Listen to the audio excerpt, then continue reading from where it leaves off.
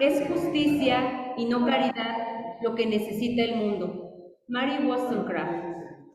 Público que nos acompaña, agradecemos su presencia en esta reunión presencial, pero también virtual a todos los que nos acompañan a través de la liga de Zoom.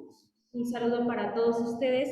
Sean bienvenidos y bueno, pues nos da mucho gusto a todos los organizadores de este evento el poder conjuntar a los trabajadores, a los profesores y esperamos en su momento también alumnos para que puedan ser parte de esta reunión, de esta plática de trascendencia por el tema que nos ocupa, que es la seguridad social. Como ustedes saben, hoy la temática es los retos actuales de la seguridad social de los trabajadores al servicio del Estado.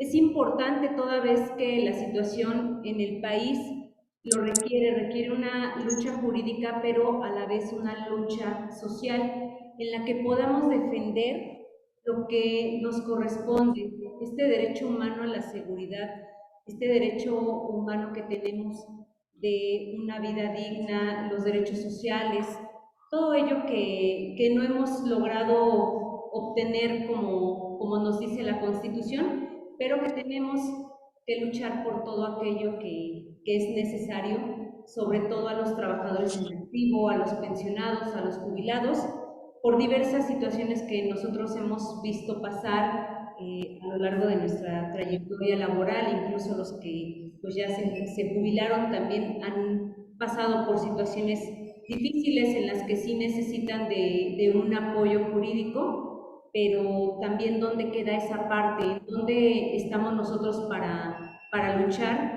y rescatar lo que debiésemos de tener. Pues me da gusto presentar con ustedes al profesor Nolasco Nájera Jesús. Él es el doctor en Derecho, él es doctor en Ciencias Políticas y Sociales y profesor en la UNAM, profesor en el CCH en Naucalpan, actualmente adscrito en este plantel, y bueno, pues también organizador de este evento, y pues agradezco mucho, profesor, el que estemos logrando esta unidad de todos los sectores de la comunidad universitaria, y también al profesor Efraín Refugio Lugo, que también es organizador del evento y que ha tenido a bien apoyarnos en toda la logística de este evento, y que bueno, pues juntos hemos llegado a fortalecer estas, pues digamos, intenciones de unificar y sobre todo de tener un tema súper interesante para todos.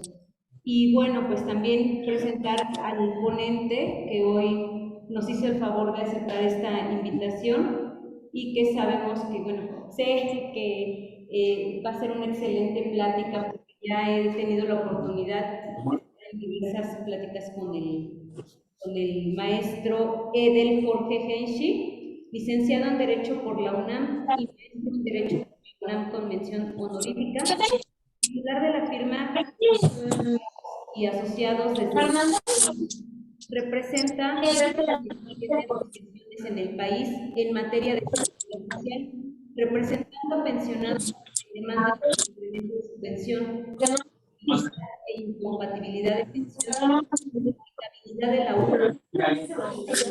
de salarios mínimos, con relación a los trabajadores en activo, demandas en el cambio de régimen de cuentas individuales a décimo transitorio e iniciamos un nuevo proyecto en el cual se está inician un nuevo proyecto en el cual se está requiriendo a las dependencias en donde laboran se cotice a la seguridad social algunos conceptos que perciben quincenalmente, los cuales se pierden con la jubilación.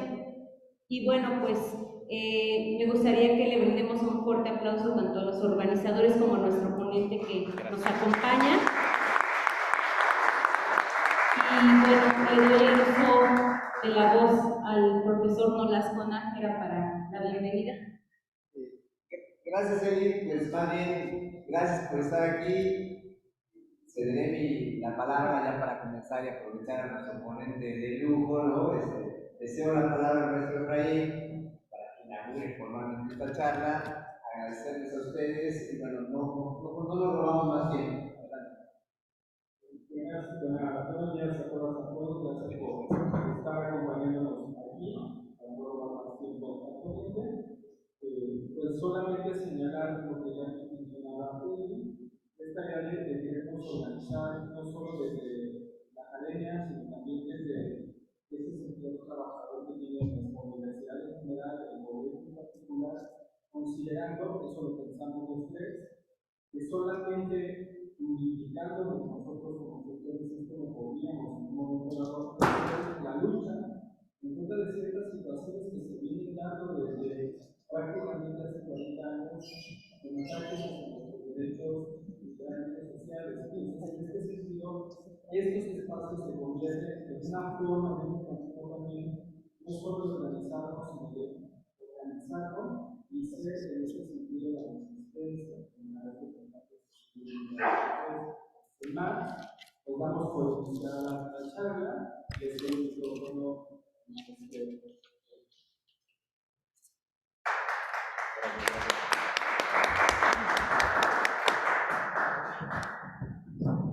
Para mí es un honor que me hayan invitado aquí a mi alma mater. Yo también soy egresado de la Facultad de Acatlán, aquí al ladito. Yo no soy el CCH, pero soy de la prepa. Entonces me siento muy identificado con los valores de la UNAM. Y realmente les agradezco que hayan ustedes dado esta oportunidad. Creo que va a ser una charla de retroalimentación para ambas partes. Y la verdad que muchas gracias por estar con nosotros. Y de antemano agradezco a Eli Sánchez por la invitación, doctor Nolasco por la invitación también, y gracias, en serio. Espero que les guste. Me gustaría, si gustan, hasta el final de la exposición, si tienen alguna duda, la anoten, ¿no? Para que nos vayamos de manera corridita, porque si no, nos vamos a estar deteniendo en los temas. Y si después ustedes quieren un tema en especial y que no se haya tocado el día de hoy, con todo gusto podemos hacer otro evento, si nos vuelven a invitar, claro, y sin ningún problema lo tenemos, ¿no? Pero bueno, pues empezamos entonces. El tema de hoy se llama los retos actuales de la seguridad social para los trabajadores al servicio del Estado. Para mí es muy importante que ustedes sepan cómo está hoy la seguridad social en México. Para mí ese tema es tan relevante porque cuando yo ya los veo como jubilados, me doy cuenta que muchos de ustedes desconocen el verdadero estatus que guardan las jubilaciones en México, la problemática que ustedes se van a enfrentar. Y entonces muchos me dicen, ¿por qué no lo hice siendo trabajador en activo? ¿O por qué no me explicaron a esto o a aquello? La verdad que me da mucho gusto que gente del sindicato esté aquí, porque eso nos va a ayudar mucho a caminar, a retroalimentar este punto de vista, de que hay a veces mucha desinformación. Y no porque sea uno de mala fe, a veces la mala información llega porque desde arriba, la gente que, digamos, que toma las decisiones en el gobierno federal o en el Congreso de la Unión, pues desgraciadamente malinforman muchas cosas, y eso pues permea en la población en general. La idea hoy es que ustedes se lleven pues de manera general lo que realmente está pasando. Su servidor, soy asesor externo de la Comisión de Seguridad Social de la Cámara de Diputados. He presentado varias iniciativas de ley y todas van dedicadas a la seguridad social. Entonces, la verdad que es un tema que conozco. Soy asesor jurídico de más de 17 asociaciones a nivel nacional de jubilados. La verdad que mi función es demandar al ISSSTE. Mi idea es que con ustedes no demandemos al ISSSTE, sino que ya vayamos preparados para que cuando ya estén ustedes en el punto de la jubilación hayan tomado la mejor decisión. ¿Sí? Y es por ello que empezamos con este tema de qué es la seguridad social y en dónde realmente estamos hoy parados. Mucha gente, a pesar de que es trabajadora, a veces hasta, no sé, damos clases y tomamos temas relativos a la Constitución, muchas veces hasta desconocemos en dónde está nuestro fundamento de la seguridad social. Todo fundamento de demanda que hacen los abogados en contra del ISSSTE va fundamentado en el artículo 123 constitucional. Ustedes, que son trabajadores al servicio del Estado, están en el apartado B. Tenemos dos tipos de apartado. El apartado A, que va dirigido al sector privado, que es un tema que también me encanta. Ya, bueno, hoy no lo vamos a dar porque también es demasiado extenso. Nos vamos a enfocar en el apartado B. Esos son del apartado B. En algunos casos se hablan de trabajadores homologados que están en el apartado A, pero que tienen condiciones muy específicas del apartado B. Pero del apartado B que tengan del apartado A, eso no va a suceder, la verdad. Y eso es muy malo. ¿Por qué? Porque hay algunas dependencias que no pagan primas de antigüedad, se llaman quinquenios en algunos. Aquí afortunadamente sí lo pagan. Pero, por ejemplo, ese tipo de cuestiones se pierden. Hay muchas cosas que el trabajador, una vez que adquiere la calidad de pensionado, va a perder muchas prestaciones. Hoy la idea es que eso, a ver si aquí en los temas que yo tengo, algunas sí incluyen en las necesidades de ustedes como trabajadores al servicio del Estado. Entonces, la seguridad social pues, realmente es tan importante que fue una de las reformas que hizo en ese tiempo Lázaro Cárdenas. Imagínense en qué año estamos hablando, en el cual buscaba que los trabajadores tuvieran una seguridad una vez que llegaran a su vejez, que no nada más trabajaran y que siguieran trabajando todas sus vidas sin ninguna seguridad. Él fue el que dio las primeras bases ya de manera formal, porque podemos hablar desde antes ya existían ciertas reglamentaciones del año de 1917, ya se hablaba de la seguridad social, pero las bases reales que hoy estamos gozando vienen de la época del presidente el general Lázaro Cárdenas. Hoy en México tenemos dos tipos de, digamos, los más resaltantes para mí, los más importantes de la seguridad social, es el IMSS y el ISSSTE. Tenemos pensiones de universidades, tenemos pensiones municipales, tenemos pensiones de la Secretaría, de la Suprema Corte de Justicia de la Nación, pero las más importantes son las del ISSSTE, y muchos, aún aunque sean, por ejemplo, estatales, al fin y al cabo el ISSSTE, en cuestiones del servicio médico, son las que asumen toda la problemática en ese tipo. Pero las más fuertes es ISSSTE e IMSS. Ustedes, siendo trabajadores de la UNAM, pues les toca el ISSSTE no solamente como servicio médico, sino como su patrón sustituto una vez que dejen de laborar aquí de manera activa. Vamos a hablar de los retos y de ahí trataremos de buscar las conclusiones o soluciones a estos retos que para mí son los más importantes. Les digo, ustedes si quieren algún tema más adelante lo tocaremos, y si nos da tiempo los tocamos hoy, y si no da tiempo, pues en una siguiente ocasión. El sistema pensionario en México. Como ustedes saben, México tiene un sistema pensionario hoy que yo le voy a llamar de manera híbrida. ¿En qué sentido es híbrido? Bueno, porque muchos están en décimo transitorio, y me gustaría aquí, ¿quién está en décimo transitorio? Si me puede levantar la mano. ¿Y quién está en cuentas individuales? Ok, pues por eso es híbrido, porque estamos hablando de dos tipos de sistemas pensionarios que no tienen nada que ver uno con el otro, muy diferente y con consecuencias también muy fuertes cada una. Nosotros, por ejemplo, como sistema pensionario en México, hemos seguido algunos modelos que desgraciadamente no han funcionado. Nosotros, cuando hicimos el cambio, hablo de nosotros porque bueno, es el que tenemos ahorita, cuando hicimos el cambio de cuentas de décimo transitorio a cuentas individuales, copiamos un modelo que estaba ya en Chile. Chile fue uno de los países precursores del tema de las AFORES. Entonces México copió ese tipo de modelos, el de Chile, el de Argentina, y es el que nos está aplicando actualmente. ¿Y saben qué pasó? Que allá quebró. Realmente las AFORES quebraron, desapareció el dinero y el dinero se lo llevaron las empresas, porque ¿quién manejaba el dinero de los trabajadores para su jubilación? Pues empresas privadas. Yo no estoy diciendo que vamos a llegar a ese punto, que al cabo debe haber una garantía para ser una empresa que se dedique a hacer afore, ¿no? Pero en México, como siempre sabemos, hasta el pelón se hace trenza, ¿sí o no? Es decir, en México pasa hasta lo inimaginable. Entonces, estamos copiando modelos que ya son hoy fallidos, pero desgraciadamente el Estado no ha hecho ninguna propuesta que cambie el sistema financiero, el sistema pensionario que hoy tenemos. Y desgraciadamente México ha seguido lineamientos extranjeros, o sea, son lineamientos que nos impuso el Fondo Monetario Internacional. O sea, estos son lineamientos que le impusieron a Felipe Calderón, a Vicente Fox, al mismo Peña Nieto, ¿sí? O sea, todos los presidentes que ha tenido México a partir del año 90 y tantos, o sea, después de Salinas, desde Salinas, ya existía una presión en la cual buscaban cambiar el sistema pensionario en México. ¿Por qué? Porque ellos decían que a la larga México no iba a poder con un sistema financiero como el que hoy, perdón, sistema pensionario como el que hoy tenemos por problemas financieros. Y esto ellos lo están manejando así porque hoy no hay dinero, pero antes sí había dinero. Sabemos dónde quedó ese dinero, ¿sí? Y realmente décimo transitorio, cuando nace décimo transitorio, buscaba la manera de solventar esta situación. ¿En qué sentido?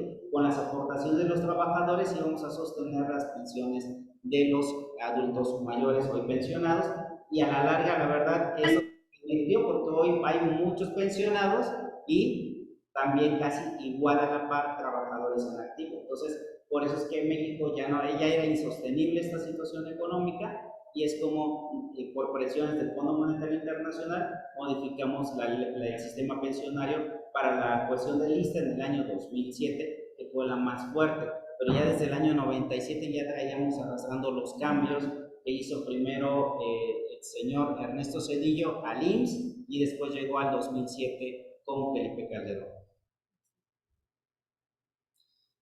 Y desgraciadamente, la seguridad social, al ser tan importante, es lamentable que muy pocos todavía, o mucha gente, muchos mexicanos, no gocen de la seguridad social. Y la verdad que tenemos un problema muy, muy grave. Hoy podemos hablar de que ha crecido muy poco México en la cuestión de la cobertura de la seguridad social.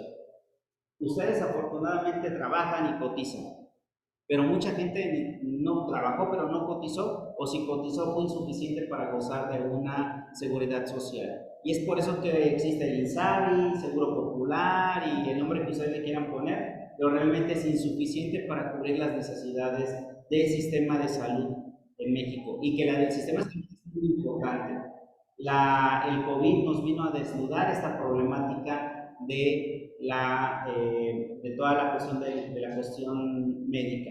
Mucha gente murió por no tener los insumos. México como país, en cuestiones de seguridad de salud, no tuvo los medios suficientes y mucha gente murió sin necesidad de muerte.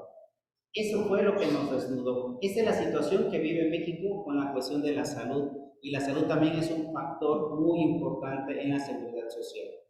Creo desde mi punto de vista que la problemática en la cuestión del ISSSTE no es la cuestión del pago de las pensiones, porque al fin y al cabo parte de eso está garantizado. Estamos hablando de 1.8 billones de pesos que le están destinando solamente para el pago de las pensiones a nivel nacional.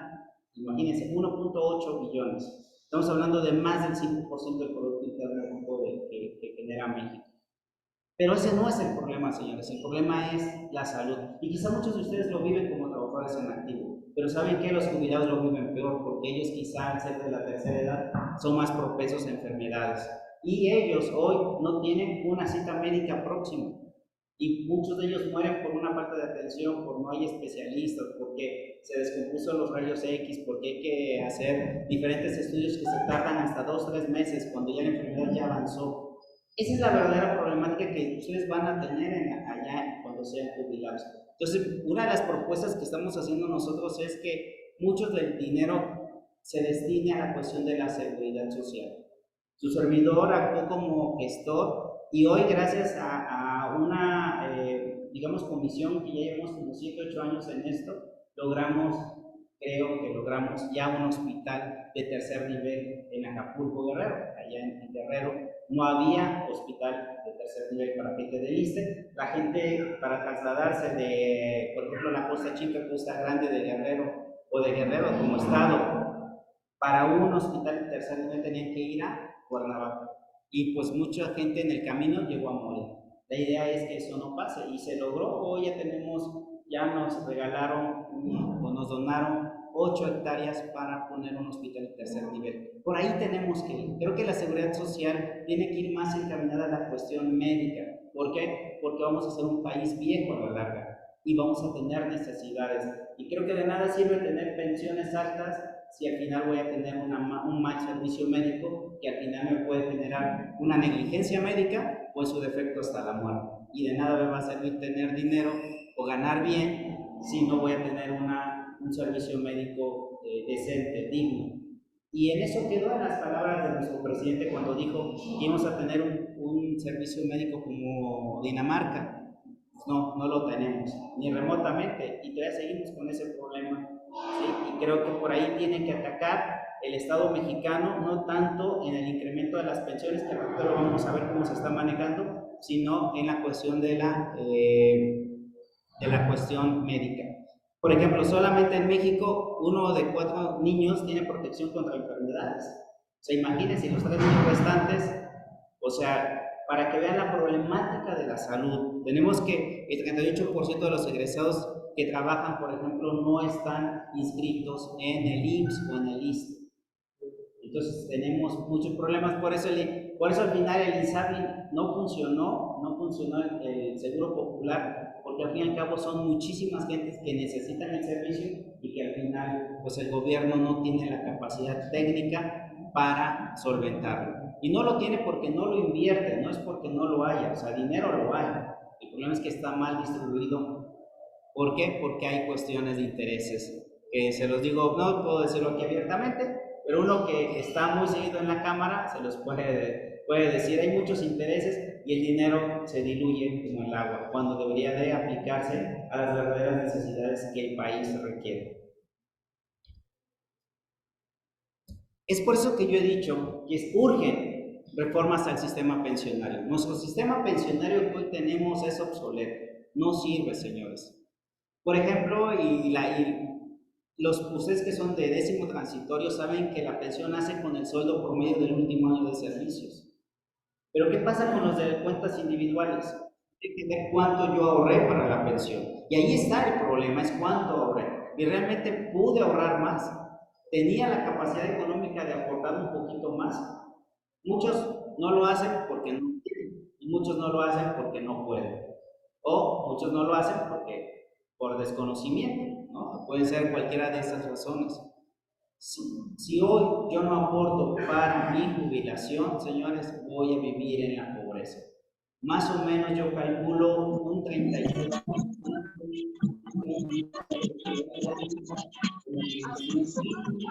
para que me vaya. Si yo gano hoy 30,000 pesos, más o menos estamos hablando que voy a ganar 7,000, 8,000 pesos para una pensión en promedio, de acuerdo a lo que yo aporté para la jubilación. Y es por eso para mí deleznable, es inaudito ese tipo de pensiones. ¿Por qué? Porque al final va a generar una pobreza. Y más tomando en cuenta que cuentas individuales dice que me va a dar un bono. Ok, en muchos casos me puede dar un bono.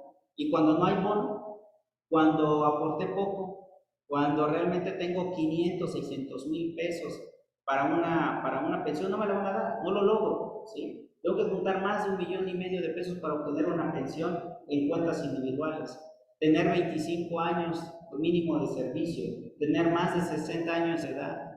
Mucha gente tiene 60 años de edad y todavía no cumple con el 1,5 millones aportado, ahorrado, mejor dicho, en su aforo. Entonces, ¿qué pasa con esa gente? Pues se va con la mínima.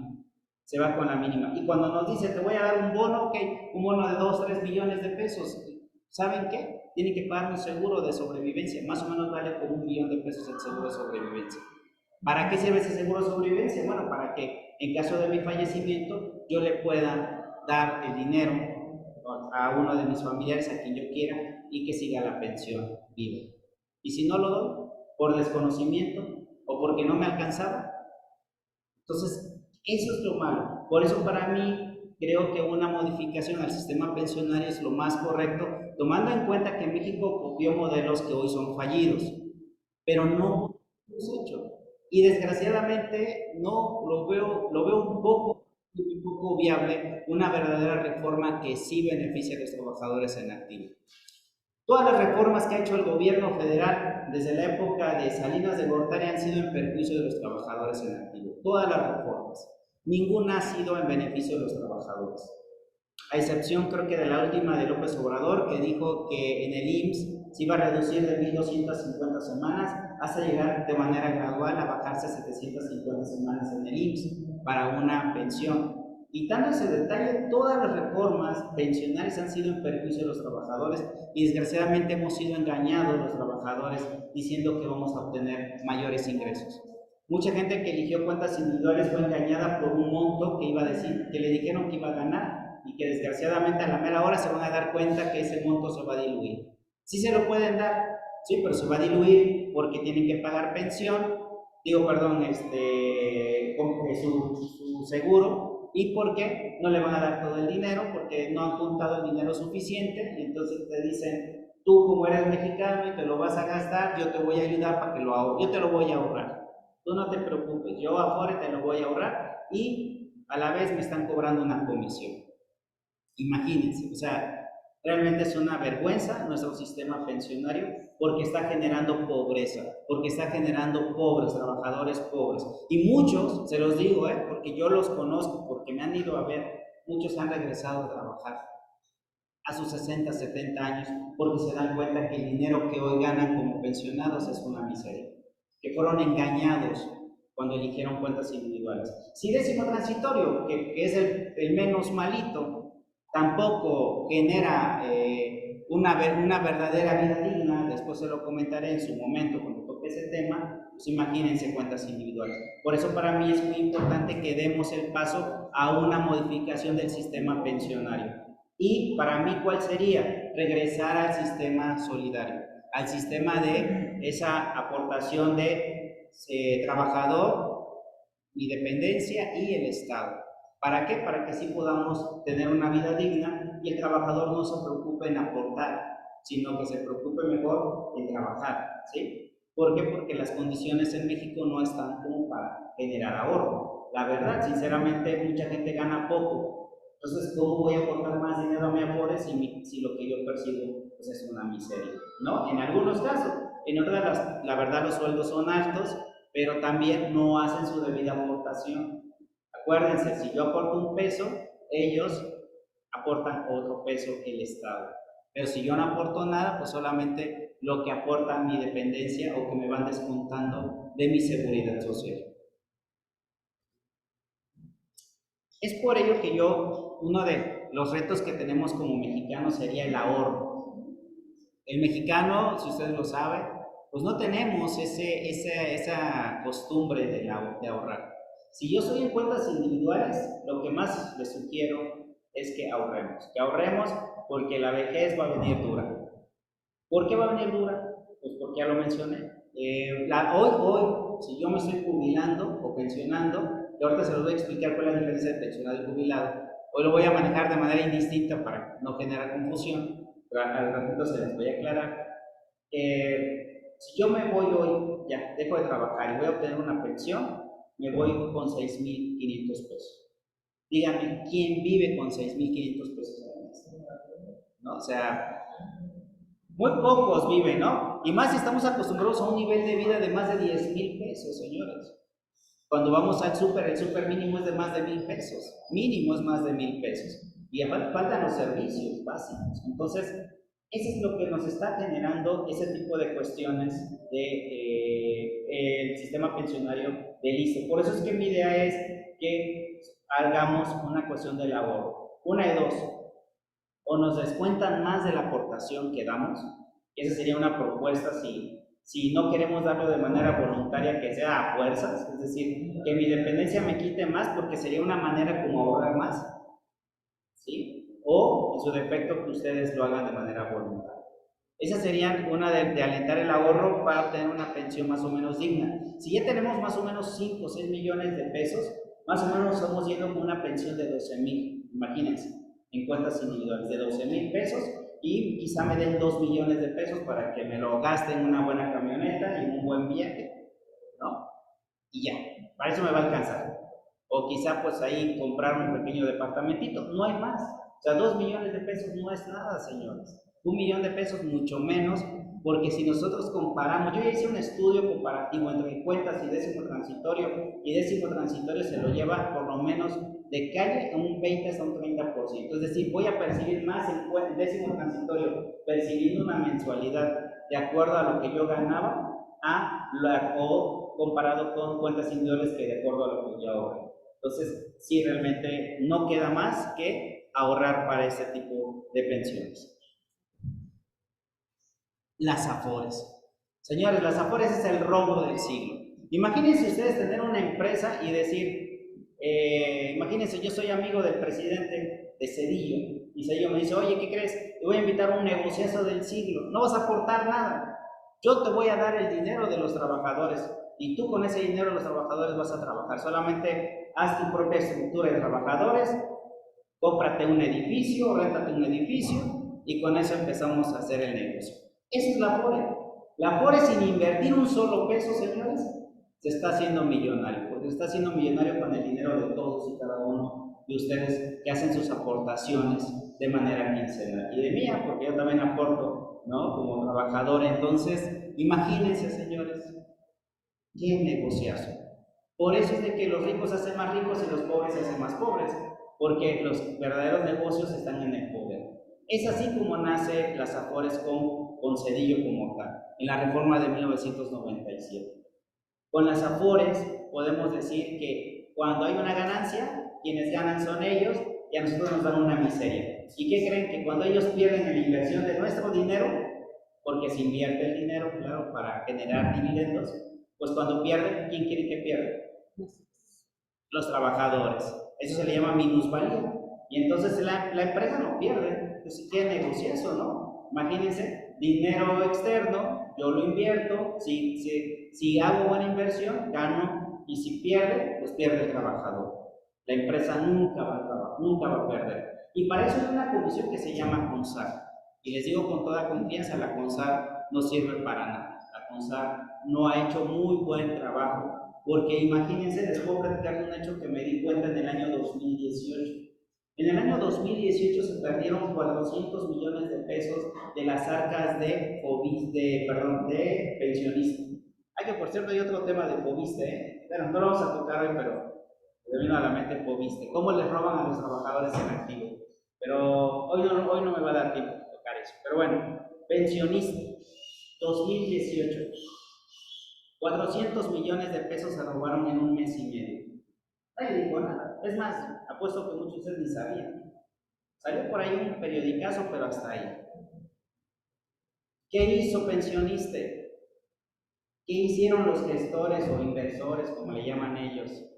Los gurús de las finanzas. 400 millones de pesos invirtieron a una empresa que estaba quebrada. ICA. Entonces, ICA, parte inversora del patronato aquí de la UNAM. ICA ya estaba quebrada. Pero hubo por ahí un contubernio entre dueños de ICA con gente de pensionistas. 400 millones de pesos se invirtieron a ICA y de repente desaparecieron. No, pues se perdió. Ya no se puede hacer nada, perdió el trabajador. Todos los trabajadores que estaban en pensionistas en el año 2018 tuvieron una pérdida en su dinero, como lo han tenido en los últimos años. Primero, dicen muchos que consecuencia del cambio del aeropuerto y después que por la pandemia. ¿Se acuerdan? ¿Sí han visto sus estados de cuenta? Ya ha habido una minusvalía de manera constante. ¿Y quién nos dice si efectivamente perdí ese dinero? Y quizá perdí menos. ¿O quién me dice que quizás sí gané, pero la Afore, mi GNP, Sura, AXA, Banorte, BBVA, la Afore que ustedes quieran, siglo XXI, ¿quién me dice que ese dinero efectivamente sí lo perdí? No hay lineamientos. Una de mis propuestas y que presentamos en la Comisión de Seguridad Social y que no nos las aceptaron en la iniciativa de ley fue esto: reestatizar las Afores, señores. ¿Por qué? Porque estamos haciendo más rico al rico y más pobre al pobre. ¿Y qué creen que pasó cuando presentamos la iniciativa de ley a través de la diputada del PT, la diputada Muñoz? ¿Qué creen que pasó? Fue en el año 2018, López Obrador estaba en su primer año de gobierno. Primero, cuando se da el anuncio y los medios de comunicación informaron sobre esa iniciativa de ley, primero la bolsa mexicana se cayó. Se cayó creo que el 1.2 o el 2.1%. Y entonces viene López Obrador y en la mañanera informa y dice: a ver, señores, no vamos a presentar ninguna iniciativa de ley que genere una reforma estructural a lo que ya tenemos como gobierno. Vamos a esperarnos hasta el tercer año. A partir del tercer año vamos a presentar iniciativas de ley para modificar ahora sí, de manera ahora sí muy fuerte, los pilares de nuestro sistema político, económico, y etcétera, etcétera. Esta reestatización estaba muy buena, pero ¿saben a quién le pegaba? Al poder económico, a la iniciativa privada. Y con eso nos damos cuenta que la iniciativa privada, el poder fáctico que está detrás del gobierno federal, todavía existe, señores. Si se llame Morena, PRI, PAN, son los mismos y están atrás. Quizá hoy menos, porque este presidente tiene mucho más poder que los otros presidentes. Este presidente me recuerda más a Salinas de Gortari, ¿sí? Que por el poder, no me refiero a cómo es, sino por el poder que ellos tienen, ¿no? Y realmente no procedió, y esto era en beneficio de ustedes como trabajadores, y no pasó nada. Hoy siento que los sindicatos quizá por ahí deberíamos de luchar. Pueden ser luchas fallidas, pueden ser sembrar en tierra estéril, pero por algo tenemos que empezar. Nosotros llevamos presentando iniciativas de ley desde el año 2013, y a veces algunas no se logran y otras a veces no las aceptan. Hemos cerrado el Congreso de la Unión, hemos cerrado la Suprema Corte de Justicia. Recuerdo cuando nos recibió la ministra, hoy en retiro, gracias a Dios, Margarita Luna Ramos, porque era una nefasta, una ratera, ignorante de la ley. Ella nos dio en la torre con muchas jurisprudencias en perjuicio de ustedes. Hoy nos está dando en la torre otro que no quiero decir, ya iba a decir el apodo, que lo conocemos, pero no va a ser que ella lo conozca. Lainez, Javier Lainez, él nos está dando en la torre también en la cuestión de las jurisprudencias en perjuicio de los trabajadores y en beneficio del Estado a través de ISSSTE. Entonces, si nos damos cuenta, señores, las AFORES no nos benefician, sino todo lo contrario. ¿Por qué? Porque nos está generando pérdidas al trabajador en activo. Y al final, cuando se va a jubilar, pues ese dinero que ha ahorrado, que ha aportado, pues no sabemos a dónde está. Por eso yo les decía que a veces hasta da pena decir, oye, aporta, pero ¿cómo vamos a aportar a un Afore que no sabemos si al rato va a desaparecer? Y se lo dije hace un rato, en México hasta el pelón hace trenzas, ¿no? O sea, en México puede pasar lo que sea, somos un país surrealista, en el cual la corrupción es lo que más impera en el país. Entonces, mi sugerencia, si no vamos a modificar, no vamos a generar ninguna ley de las AFORES, es que estemos en pensionistas. Es lo mejor que yo les puedo decir. ¿Y por qué pensionistas sí? Porque es la única AFORE del Estado. Todas las demás son AFORES de particulares. Y aún así, en el año 2015, nuestro gran presidente Enrique Peña Nieto quiso vender pensionistas. Modificó la ley y a través del voto de los diputados del PAN y PRI en el año 2015 y con el voto negativo de toda la izquierda, votaron a favor y se aprobó la venta del, si no me recuerdo, creo que era el 49% de los activos de pensionistas para que fueran a parar a manos extranjeras. Si las AFORES no fueran negocio, esto no se hubiera modificado.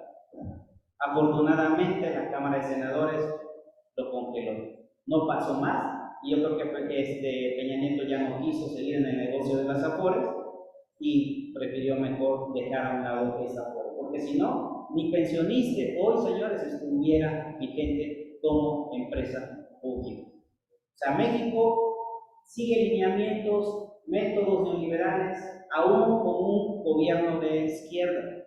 ¿Sí? Tenemos esos mismos lineamientos y no los hemos cambiado.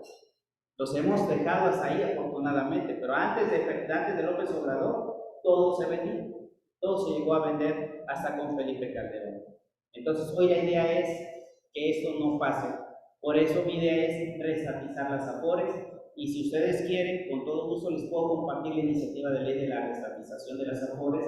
Mi idea es que la sigamos impulsando porque creo que es lo mejor. ¿Por qué? Porque solamente así tendremos una garantía de que nuestro dinero ahí va a estar. ¿Y en qué sentido? Bueno, pues el gobierno se lo puede robar, sí, pero es el gobierno. Pero sé que el mismo gobierno tiene la garantía de, a través de otros medios, de garantizar lo que yo ahorré. Pero imagínense una empresa privada.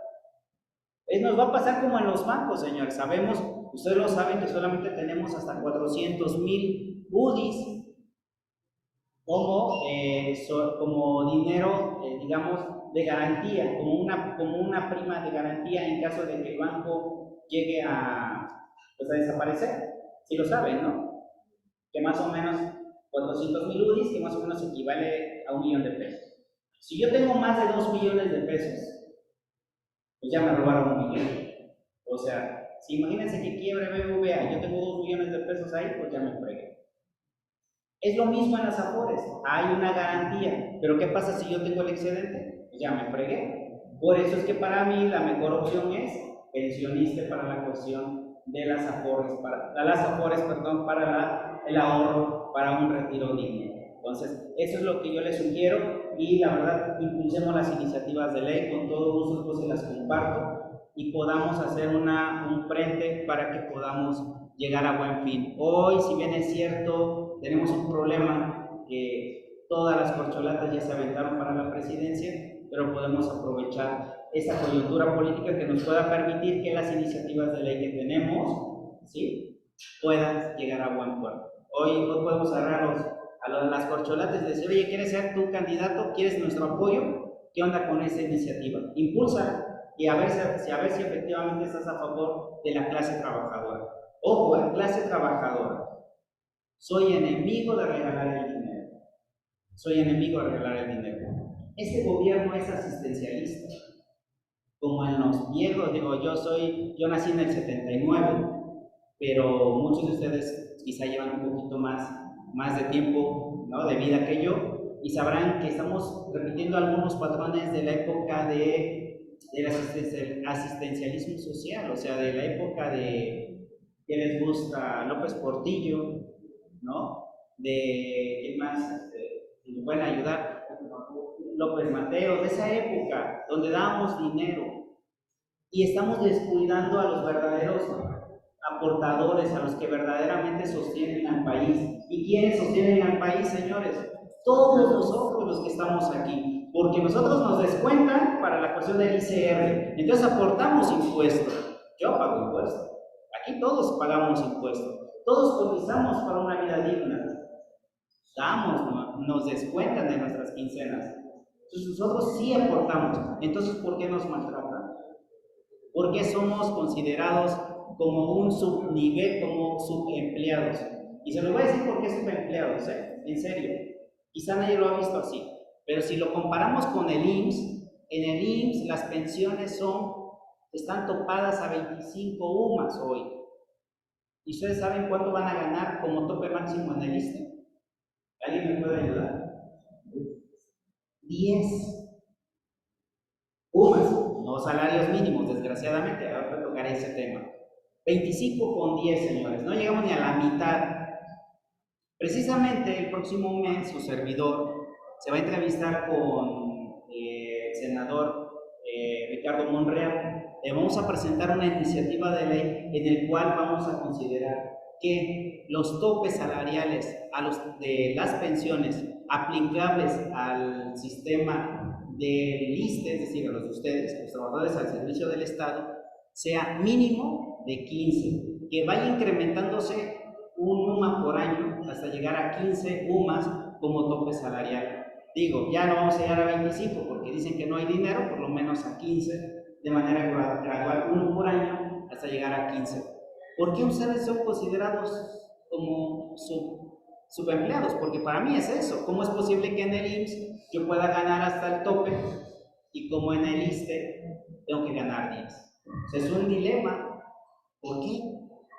Cuando ustedes realmente son pilares en muchas cosas en este avance democrático del país, porque muchos de ustedes dieron clases, porque eso, la educación es tan primordial para que un país avance como tal. ¿Y por qué nos consideran ustedes empleados de segundo? Porque para mí así son considerados, no es que lo sean, pero para el Estado lo veo así. Entonces, una de mis iniciativas de ley que vamos a presentar el próximo mes, los invitaré después, les pasaré el link a través de Eli. Vamos a presentar 3 iniciativas, vamos a hacer un congreso en la Cámara de Senadores y vamos a presentar esa iniciativa de la reestatización. No va a estar parada porque Ricardo Monreal me dijo que no va a proceder.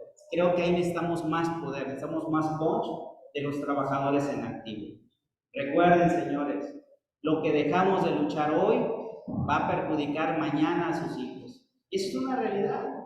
Gracias a los papás y ustedes, a las generaciones pasadas, tenemos una pensión digna. Desde el año 2007 se acabaron las pensiones, señores. Desde el año 2007 el IMSS ya no da pensiones, da bono de pensión, no da pensiones. Las pensiones como tal realmente desaparecieron en la época, en el gobierno de Felipe Calderón.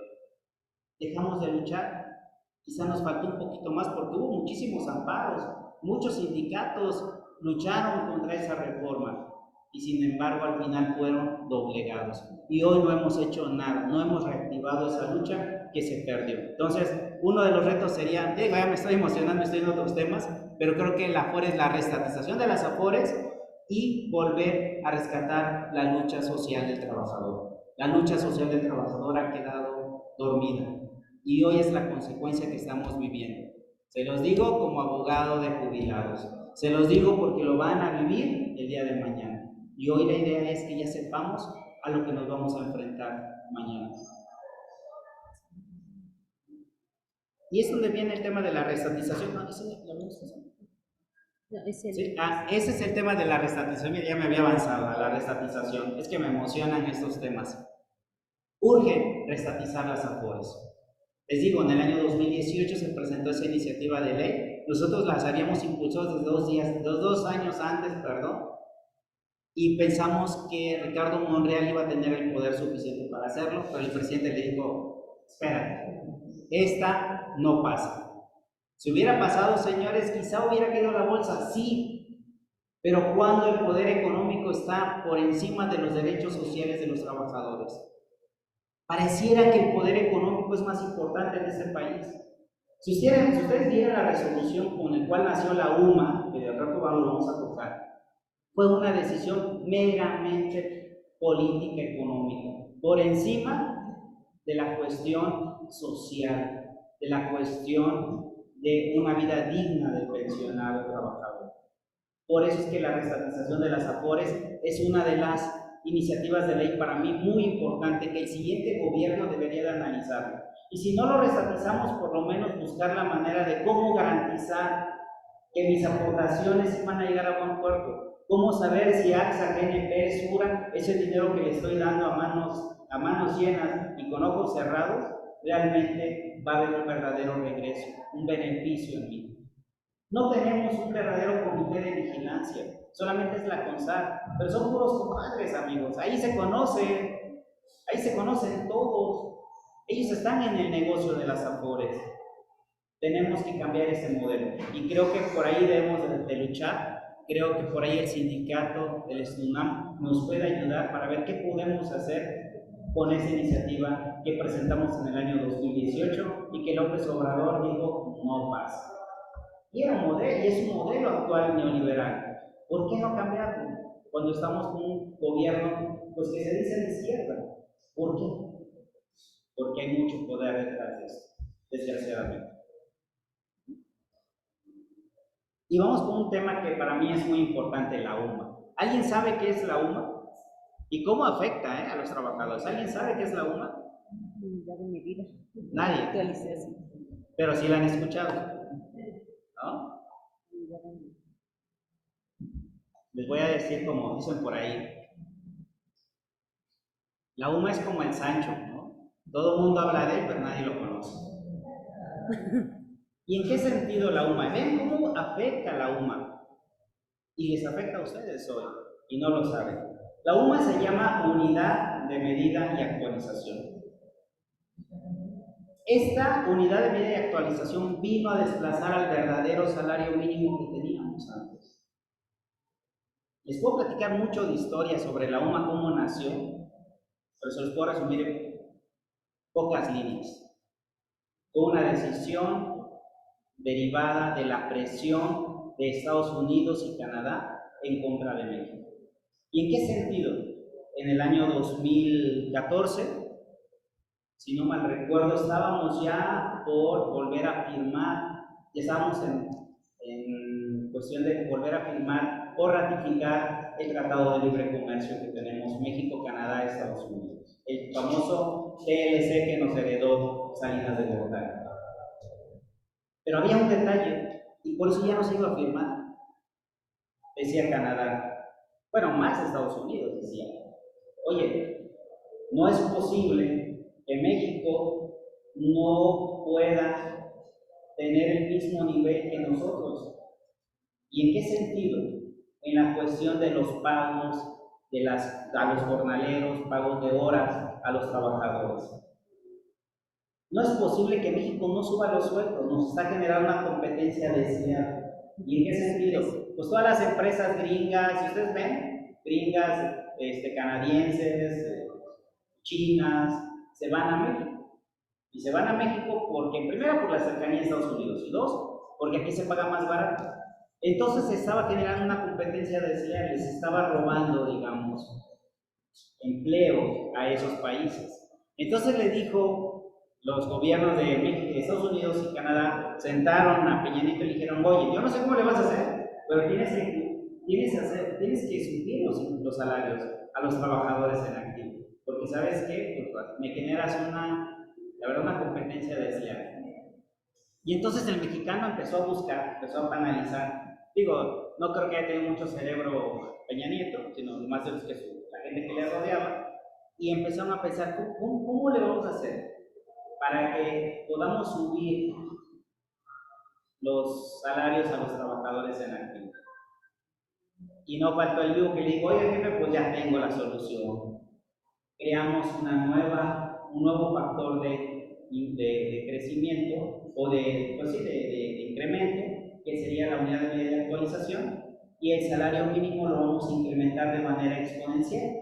Pero le dijo Peña Nieto, oye, pero no nos va a afectar al pago, porque pues, las empresas no van a querer pagar mucho dinero si subimos mucho el salario mínimo. ¿O cómo voy a pagar yo más de pensiones? Pues voy a pagar mucho dinero.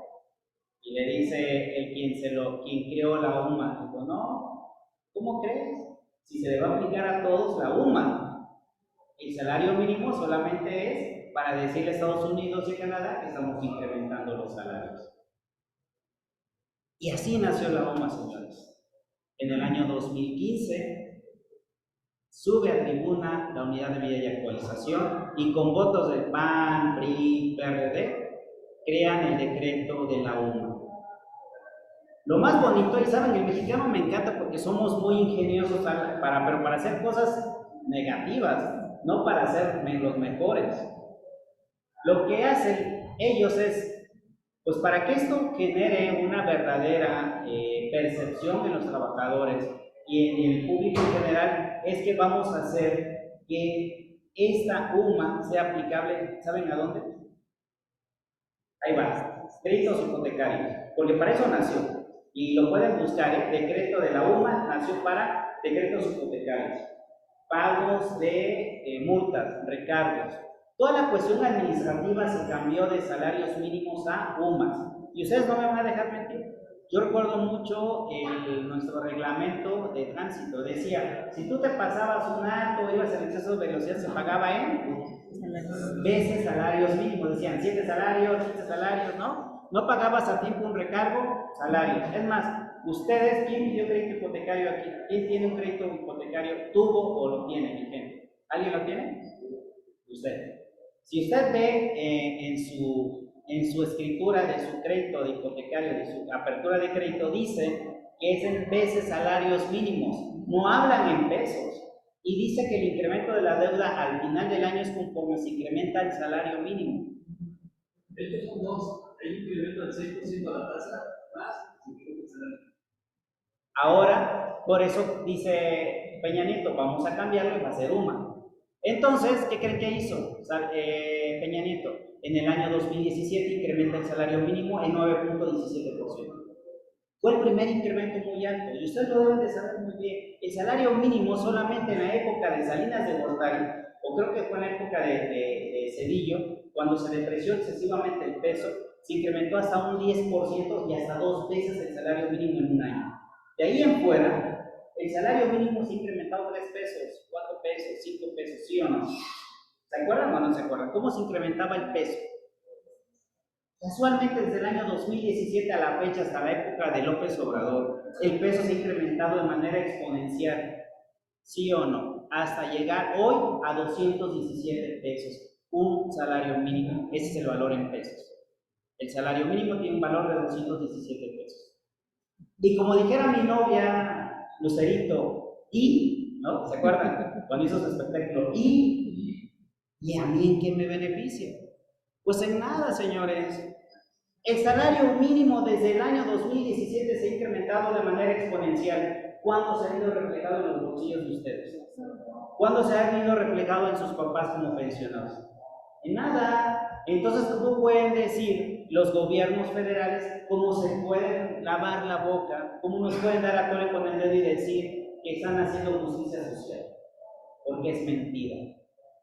El salario mínimo desde el año 2017 no sirve para nada, señores. ¿Pero saben para qué sirvió? Para decirle a Estados Unidos y a Canadá, ¿qué creen? Nosotros sí estamos incrementando el salario y estamos haciendo justicia social porque lo estamos incrementando un 20%. Y con eso mantuvimos callados a esos gobiernos y fue como ellos volvieron a firmar o ratificaron el Tratado de Libre Comercio. Y es por eso que tenemos Tratado de Libre Comercio, gracias a la UMA. Por eso nace la UMA. A partir de ahí, el gobierno federal ha aprovechado para que ahora el pago de las pensiones sea en UMAS. Eso es violatorio, señores, del 14 constitucional, violatorio del 123 constitucional, pero tenemos una Suprema Corte de Justicia vendida con el gobierno federal, como siempre ha sido en todos los años.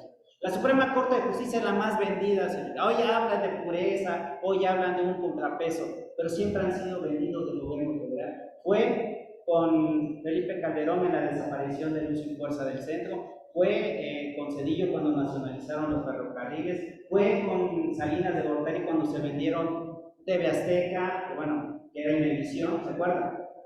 Cuando vendieron lo que pudieron vender. La Suprema Corte de Justicia ha dado validez a todos los actos administrativos en beneficio de los particulares, de ellos o del Estado, y en perjuicio de la base trabajadora. Por eso es que la UMA viene a afectar. ¿Sabían ustedes que si tienen, y deben de los que ganan muy bien, o sea, que aquí quienes ganan muy bien, no levanten la mano, no vayan que los vayan a secuestrar saliendo, pero ustedes tienen hasta 400,000 pesos para no pagar impuestos? ¿Sí lo sabían? No. El artículo 73 de la ley del ICR dice que podemos exentar impuestos si ganamos menos de 400,000 pesos, pero tenemos la obligación de declarar. Si yo gano más de 400,000 pesos, ¿sí?, ya no puedo, tengo que declarar y tengo que pagar lo que genere impuestos del excedente. ¿Sí saben, no? En muchos casos de ustedes, cuando llegan a la pensión, ya con la UMA, señores, viene una afectación. ¿Y en qué sentido viene? En que ahora con la UMA voy a pagar más de impuestos porque el tope para pagar impuestos son 15 salarios mínimos, por lo menos diarios. Si yo supero los 15 salarios mínimos, 15 UMAs diarios, tengo que pagar impuestos. Más o menos 15 salarios, 15 UMAs, estamos hablando que está en 97 pesos la UMA más o menos, ahorita tengo el dato ahí. Son ganar más de 1,500 pesos diarios en promedio, más de 1,500, me va a generar impuesto el excedente después de 1,500. Cuanto antes eran 15 salarios mínimos. Si hoy se respetara el salario mínimo como dicen que está, que son 217 pesos, estaríamos hablando que si yo gano más de 3,500 pesos diarios, yo no tengo que pagar impuestos. O sea, la UMA no solamente me afectó, ojo, para engañar a la población de que se estaba haciendo justicia social, sino también me está ayudando para que ustedes paguen más de impuestos. Y esto es violatorio. ¿Y en qué sentido es violatorio a los trabajadores? Porque ustedes cotizaron en pesos, cotizaron en salarios mínimos. No es posible que ahora se les tope las pensiones en UMAS y lo van a vivir cuando se vayan a jubilar. Por eso mucha gente no se quiere jubilar, señores. Porque si hoy me jubilo, tengo derecho a una pensión de 31,200 pesos como tope máximo en el ISSSTE. Si fuera realmente los 10 salarios mínimos, estaríamos hablando de 61,000 pesos. Vean la diferencia, estamos hablando de 30,000 pesos mensuales. Ese dinero se lo está robando el ISSSTE. Ese dinero nos está robando el gobierno federal. Vean cómo nos está impactando la UMA, no solamente en las pensiones, sino se está afectando la UMA en el pago de, digamos, del SAT, en el pago de los impuestos del ISEA. Y ya ni les digo también en el pago de los créditos hipotecarios. Los créditos hipotecarios deberían de ser en pesos. Si alguien tiene crédito hipotecario aquí, mi sugerencia es que se pague lo más pronto posible. ¿Por qué? Porque van a ver que van a estar pagando de 2 a 3 veces el monto que les prestó Foviste y todavía van a seguir con la deuda.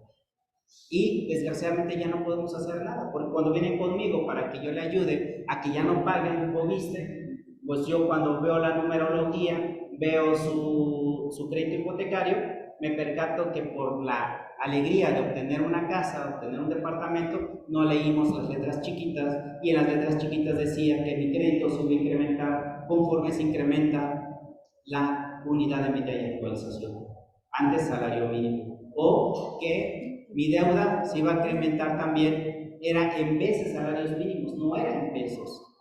Es por ello que se está presentando una iniciativa de ley en la Cámara de Diputados para que todos los créditos de Foviste sean pasados y sean basados en pesos, no en salarios mínimos, no en UMAS. Esa iniciativa de ley esperemos que pronto pase, porque el gobierno federal no ha hecho ningún plan de rescate para los deudores de Foviste, solamente lo hizo para el IMSS y lo hizo en determinadas condiciones.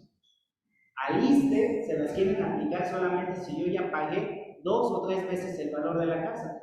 Entonces me voy a fregar si yo apenas empecé con mi crédito hipotecario.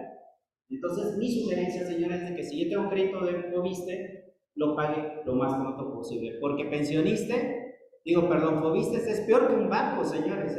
Es peor que un banco. Muchos dicen, no, el banco son usureros. Señores, Foviste es peor.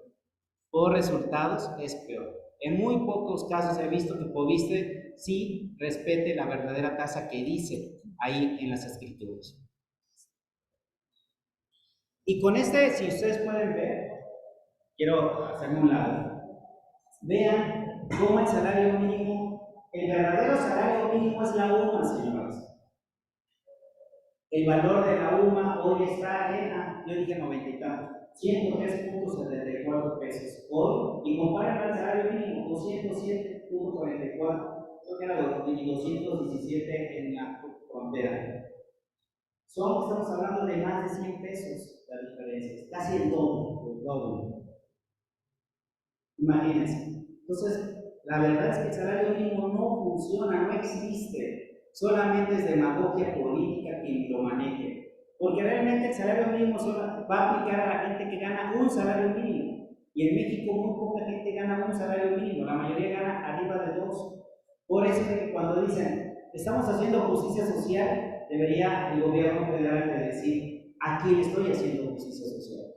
Porque no está haciendo justicia social de manera general, sino lo está haciendo de manera sectorial, de manera parcial y solamente a un determinado tipo de personas. Y aquí va dirigido pues, a la gente que gana un poquito, porque la gente que gana pues más o menos bien, el salario mínimo no tiene ninguna referencia económica, o sea, no me sirve para nada. Y hoy ya se los dije, ustedes hoy que este año se incrementó el salario mínimo en un 20%, ¿se ganó un 20%? No, es más, el sindicato a lo más que ha logrado ha sido el 4%.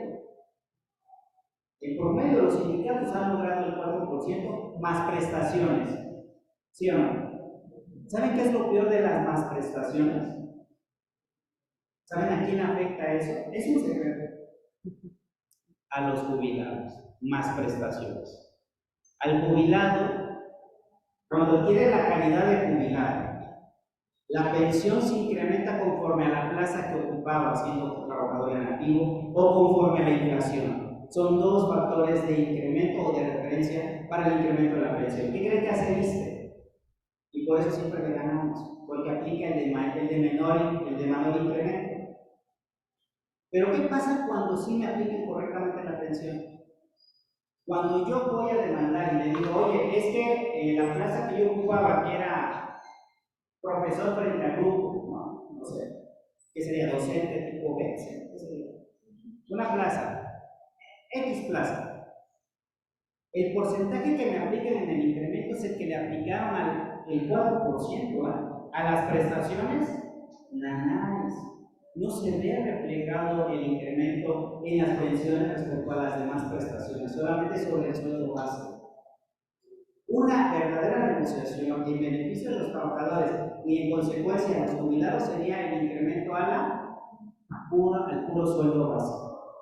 Al sueldo base. Si eso fuera mucho mayor, el impulso económico va a ser muy alto, porque cuando se jubilen también va a ayudar a esos incrementos. El problema es que los incrementos que están dando son, digamos, lo que consigue el sindicato es un porcentaje a las prestaciones y un porcentaje a sueldo. Pero realmente tiene una jiribilla ahí, porque afecta realmente a los jubilados, porque a los jubilados no les incrementan el porcentaje total, porque me da risa cuando dicen, es que logramos el 7% o el 9% de incremento a los trabajadores. 4% aquí, 5% allá. Y realmente fue un 4%. En la realidad, porque es el que verdaderamente se aplica de manera general a los jubilados. Entonces, bueno, aquí está el comparativo para que vean que la UMA es el verdadero salario mínimo y el salario mínimo que está por ahí solamente sirve como demagogia política porque no se ve reflejado a la clase trabajadora, mucho menos a los jubilados. Y déjenme decirles que desde el año 2021-22, la Suprema Corte de Justicia validó la UMA para aplicarle en las pensiones. Y a partir del 2021, todas las jubilaciones están topadas en UMAs, sin importar si yo coticé en salarios mínimos. ¿Por qué? Porque para la Suprema Corte de Justicia, la aplicación del salario mínimo implicaría un riesgo financiero. Es por ello que les digo que en los derechos, hasta en los derechos hay clases. Para el gobierno federal y para la Suprema Corte de Justicia, el derecho económico es más importante, o el sistema financiero es más importante que los derechos sociales de los trabajadores. Y aquí vamos con el reto 8.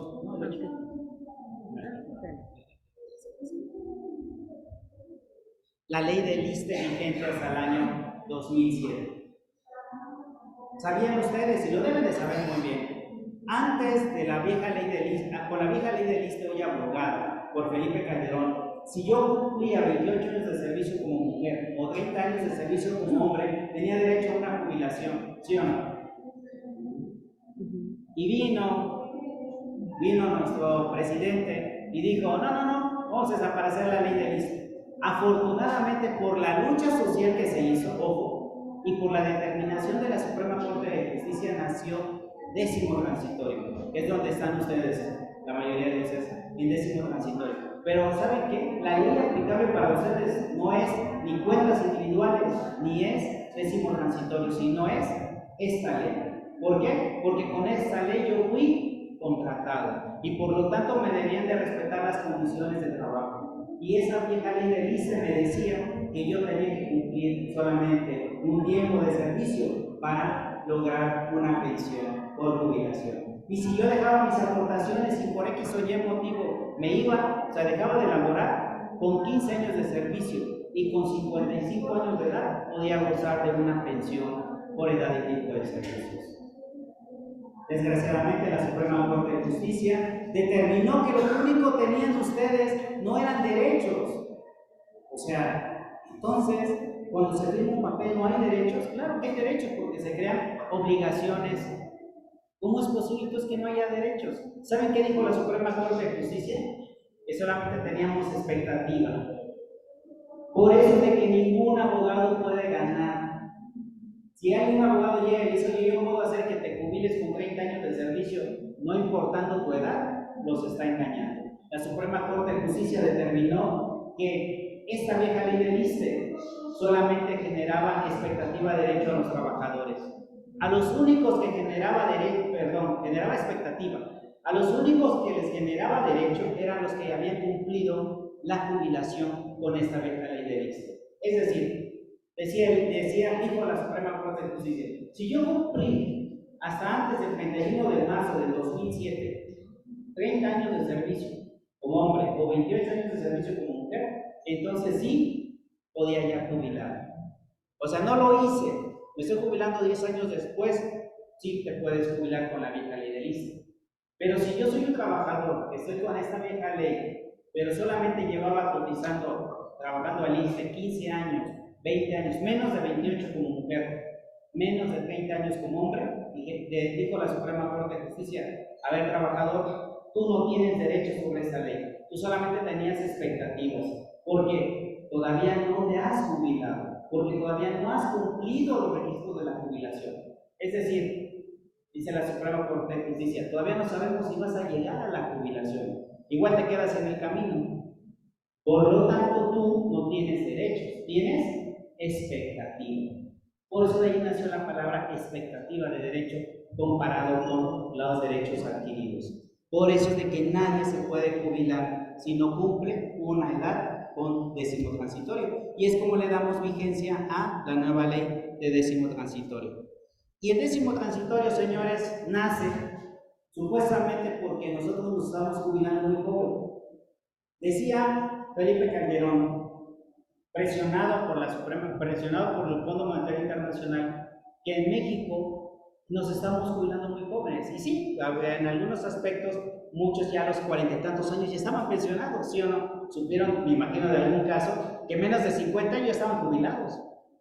Y con todas las prestaciones de ley. Decía el gobierno, es que ¿cómo te voy a pagar una pensión? Trabajaste 40 años o 30 años de servicio y vives 50, vives 90 años, te estoy pagando 50 años de pensión. No, pues esto no es negocio. Por eso es que crean décimo transitorio. Y décimo transitorio me obliga ahora a cumplir una edad. Hoy tengo que cumplir, si no me recuerdo, creo que 58 años hombres, o 57. No, hoy 58 este año. Este año 58. Este año, y las mujeres 56, si no mal recuerdo, para obtener una jubilación. Entonces, así ya tenga yo 40 años de servicio, si no tengo la edad, no puedo obtener mi jubilación. Ese es décimo transitorio. Y déjenme decirle que es el menos peor, porque ahorita que toquemos cuentas individuales, pues nos llevaron a la fregada. Y por eso que muchos están en décimo transitorio, y la verdad que los felicito, porque es la única que nos garantiza una pensión para mis papás, ojo, por ascendencia. Yo puedo dejarle mi pensión a mis papás si mis papás siguen vivos y yo fallezco. ¿Sí sabían? Sí, ¿no? Sí.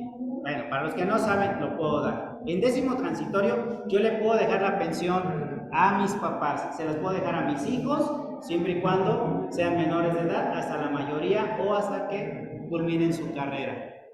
Y en su defecto, también puedo dejarle la pensión a mi esposo, a mi esposa, a mi concubina o a mi concubino, una pensión por viudez. Y al 100%, diferente al IMSS, que ahí se paga por porcentaje, aquí se da el 100% de una pensión.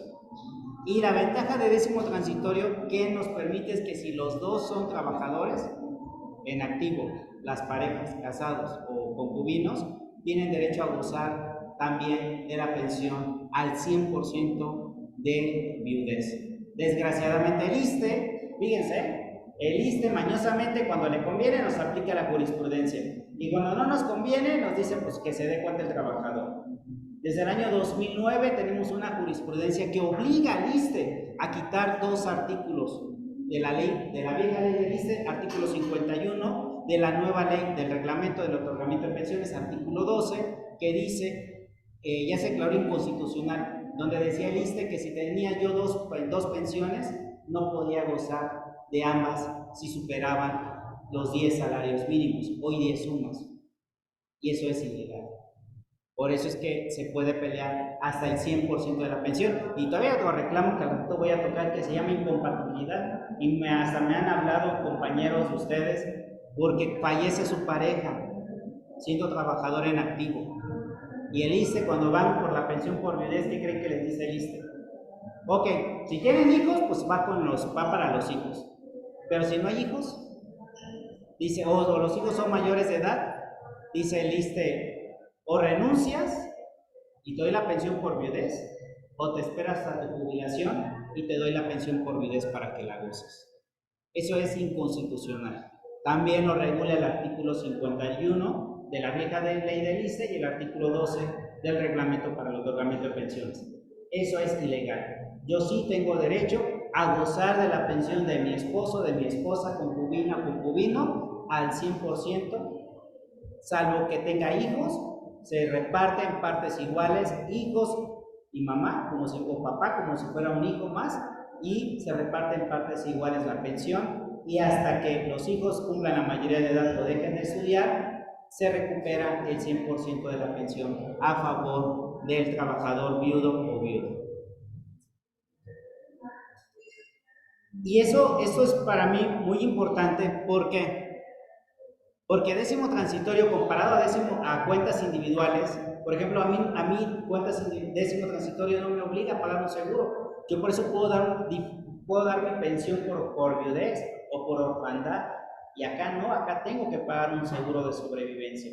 Entonces, realmente en las cuestiones del ISSSTE, que tenemos varias pensiones por invalidez, y aquí va el tema de las pensiones, por invalidez, jubilación, orfandad, viudez, por incapacidad total o parcial permanente. También podemos tener pensiones, y esas pensiones el ISSSTE está obligado a incrementarla conforme se incremente la plaza. Y yo me he percatado que el ISSSTE dice, no, si te di un 20% tu pensión por invalidez, tu pensión por incapacidad parcial, no te la dejo ahí hasta que me lo valore un dictamen, un médico de trabajo, un perito de trabajo, y me diga cuánto se ha incrementado tu discapacidad. Y sobre ese porcentaje sobre ese porcentaje se determine, te pago tu pensión. Eso es ilegal, señores.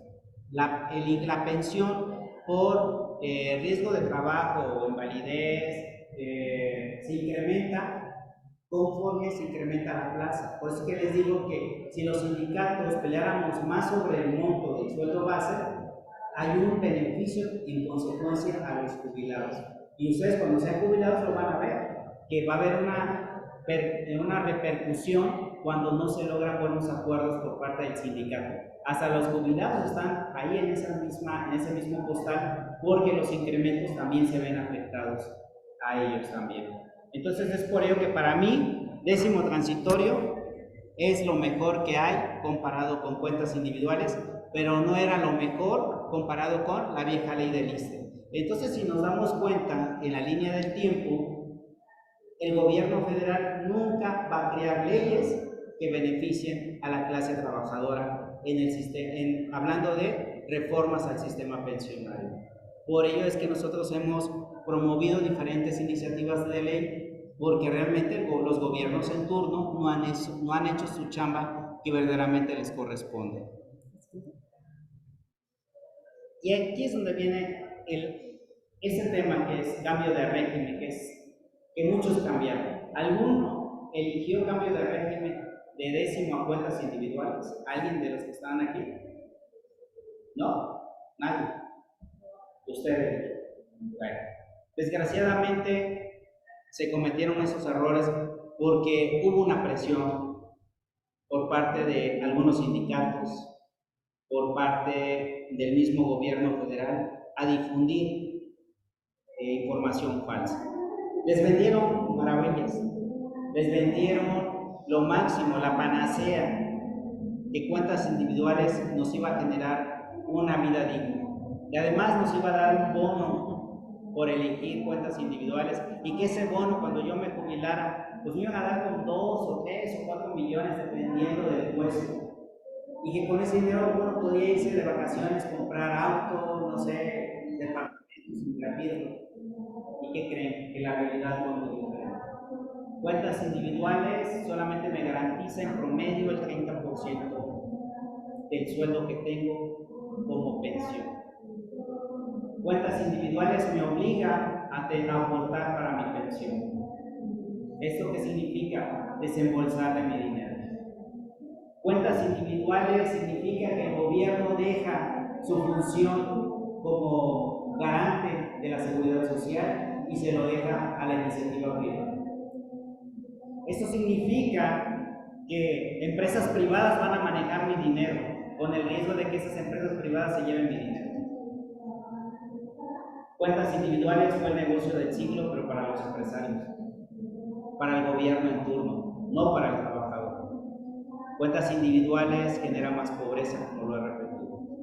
Creo, y mi intención de aquí es decirles que reflexionen, que cuentas individuales no es la solución y que realmente nos va a perjudicar a la larga. Por ejemplo, en cuentas individuales comparado con el décimo transitorio no hay pensión para ascendencia. Y si yo quiero dejar el dinero que me sobra, que yo no recuperé o que no cobré en cuentas individuales, tengo que pagar ese seguro de sobrevivencia, que más o menos equivale a $1 millón. O sea, que estamos jodidos con cuentas individuales. Y muchos no lo sabemos.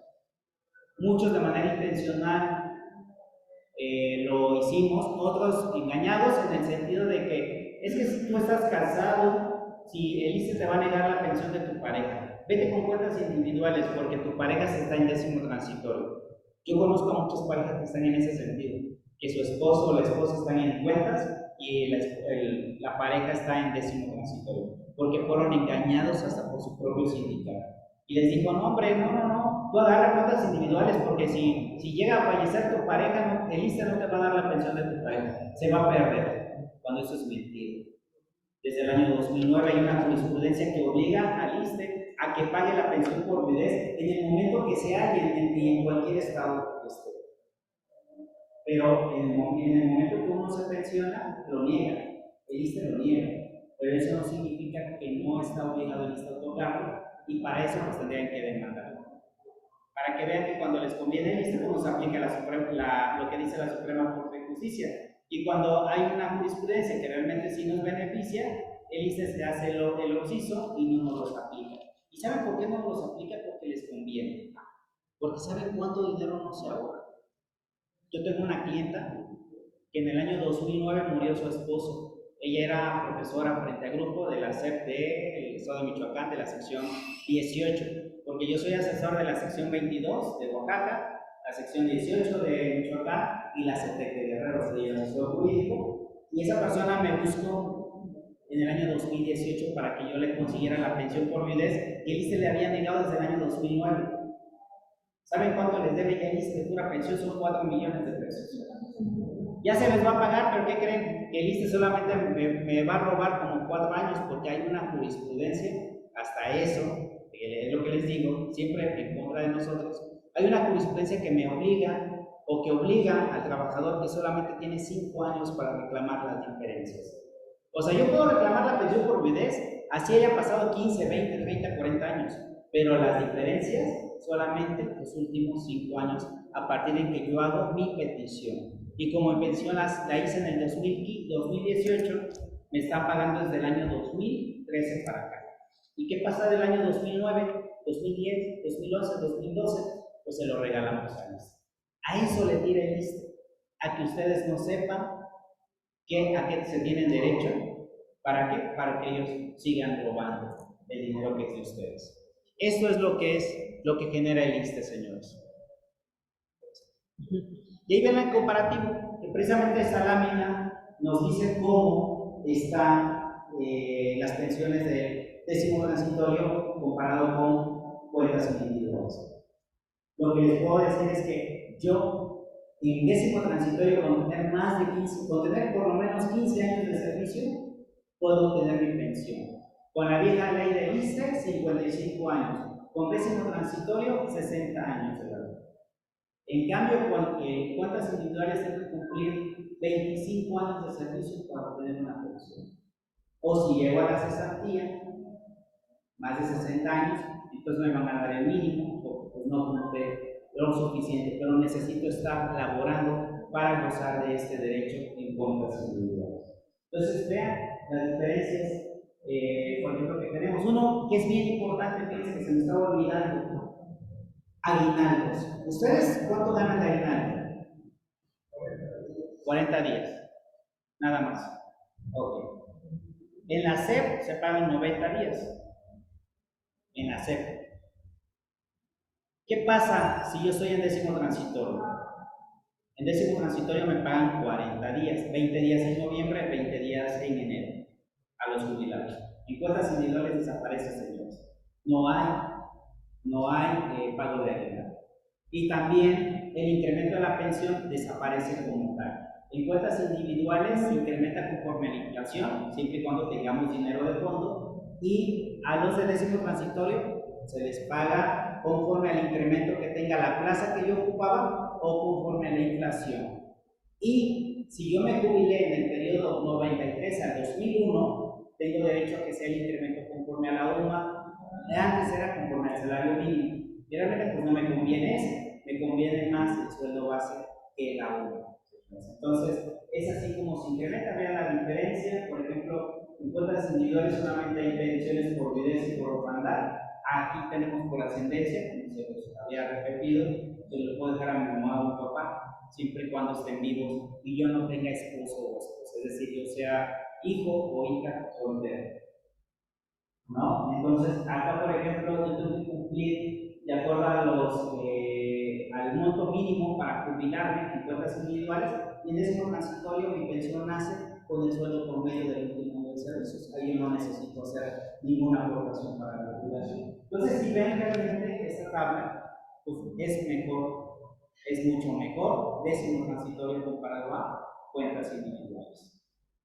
Si gustan, después esta información se las puedo dar con toda confianza. Se la voy a dejar aquí a mi amiga Eli, y quien se lo quiera pedir adelante, es para ustedes también.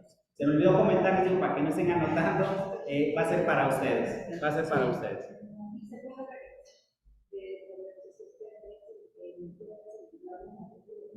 Sí, se puede regresar. Qué bueno, que se me había olvidado ese tema. Sí, fíjense que se puede regresar todavía hasta hoy, mañana no lo sé, porque se los he dicho, nuestro peor enemigo es la Suprema Corte de Justicia de la Nación, ¿vale? Es quien emite las jurisprudencias y las ha emitido en perjuicio de los trabajadores. Hasta hoy sí puedo regresarme de cuentas a décimo. ¿Y cómo lo puedo hacer? Una, siempre y cuando yo haya cotizado con la vieja ley del ISSSTE. Si yo coticé con la vieja ley del ISSSTE, ¿puedo regresarme? Sí. Si yo no coticé con la vieja ley del ISSSTE y empecé a laborar a partir del año 2007, a partir del 1 de abril del 2007, ¿me puedo cambiar de régimen? No, porque yo ya caí en el supuesto de la ley. Solamente puedo demandar el cambio de régimen si coticé con la vieja ley y si firmé mi régimen de elección. ¿Se acuerdan? Para los que firmaron era un documento que decía, ¿quiere décimo o quiere cuentas? ¿No? Y muchos fueron engañados porque dijeron, y tienes que elegir porque si no eliges te mandan a cuentas. Mentira, ustedes ya estaban en décimo, no los pueden cambiar. La omisión a ese documento simplemente implicaba que yo no quería cuentas, que iba a estar en décimo. Muchos fueron engañados y firmaron. Si está la firma se puede cambiar, ¿sí? Pero si yo me salí, dejé de elaborar en la UNAM y regresé después de que pasó el régimen de elección, porque muchos hacen eso de que dejan de elaborar por X o Y motivo y reingresan, y ya estaba cuentas individuales, cayeron en cuentas individuales, y a ellos ya no los puedo regresar. Ya los criterios de la Suprema Corte de Justicia y de los tribunales de aquí de la Ciudad de México es que si yo ya reingresé, de acuerdo al reglamento a la nueva ley del ISSSTE, me es aplicable los lineamientos de la nueva ley del ISSSTE, y esto implica cuentas individuales. Entonces, no puedo demandar. Y quien te diga que sí se puede, pues nada más les está engañando. No se puede. La única manera en que yo puedo cambiar de régimen, es que haya cotizado con el viejo régimen, 2, y que haya firmado, o que no haya firmado, pero que sí, que nunca reingresé. Porque si reingresé, no. Y si ingresé a trabajar a partir de abril de 2007 a la fecha, tampoco se puede porque estamos con la nueva ley del ISSSTE.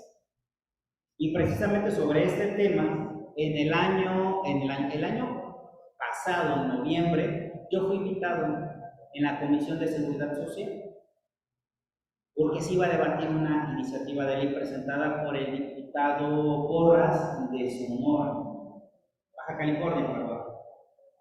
Él presentó una iniciativa de ley muy parecida a lo que les estoy comentando, en el sentido de que se le diera de nueva cuenta la oportunidad a los trabajadores en activo a que puedan elegir nuevamente si quieren estar en cuentas individuales o quieran cambiarse de régimen, es decir, regresar a régimen transitorio. ¿Pero qué creen, señores?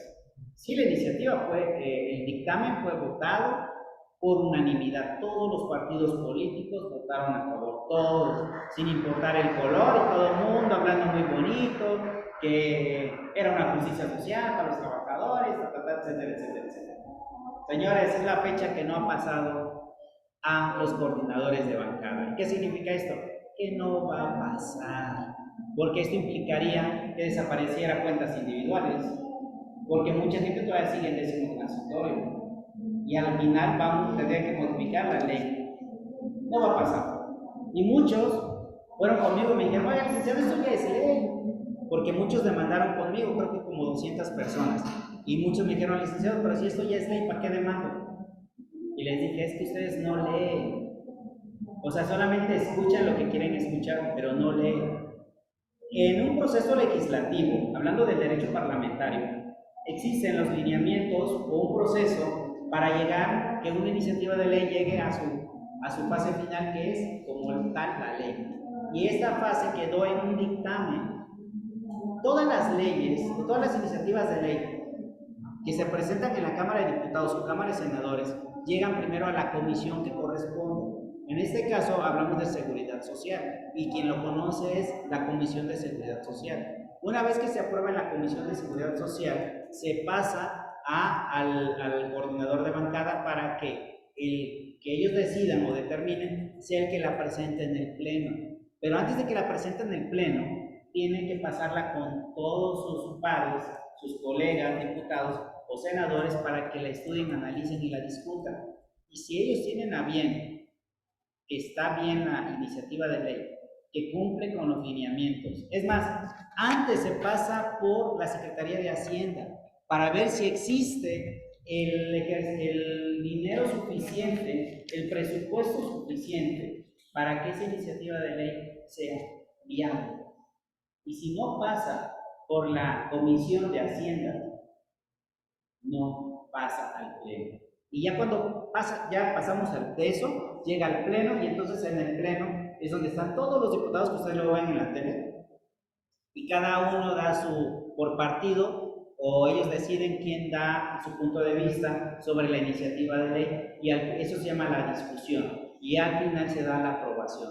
A mano alzada, bueno, a través de ahora de un aparatito que tienen ahí en su sillón, y ya se aparece en la pantalla que tienen ellos, que está del lado izquierdo, y ahí es como se ve cómo está la votación. ¿Qué significa esto, señores? Que quedó en la fase primera, no llegó a la fase final. O sea, no es ley, quedó en una iniciativa, con muchísimas iniciativas que se presentan en la Cámara de Diputados y en la Cámara de Senadores. Qué feo, ¿por qué? Porque no llegó a buen puerto. Pero muchos trabajadores me dijeron, licenciado, esto ya es ley, yo ya lo vi en la tele, ya es ley, y lo vi en las redes sociales, me lo pasó mi amiga, me lo pasó mi comadre. Y no leemos que solamente se aprobó el dictamen, y que sinceramente, para serles sinceros, no creo que llegue a buen puerto esta iniciativa de ley, en el cual los trabajadores puedan volver a elegir si quieren estar en cuentas o en décimo. Y ojo, tenía sus excepciones. Decía, solamente es aplicable a los que eligieron cuentas individuales.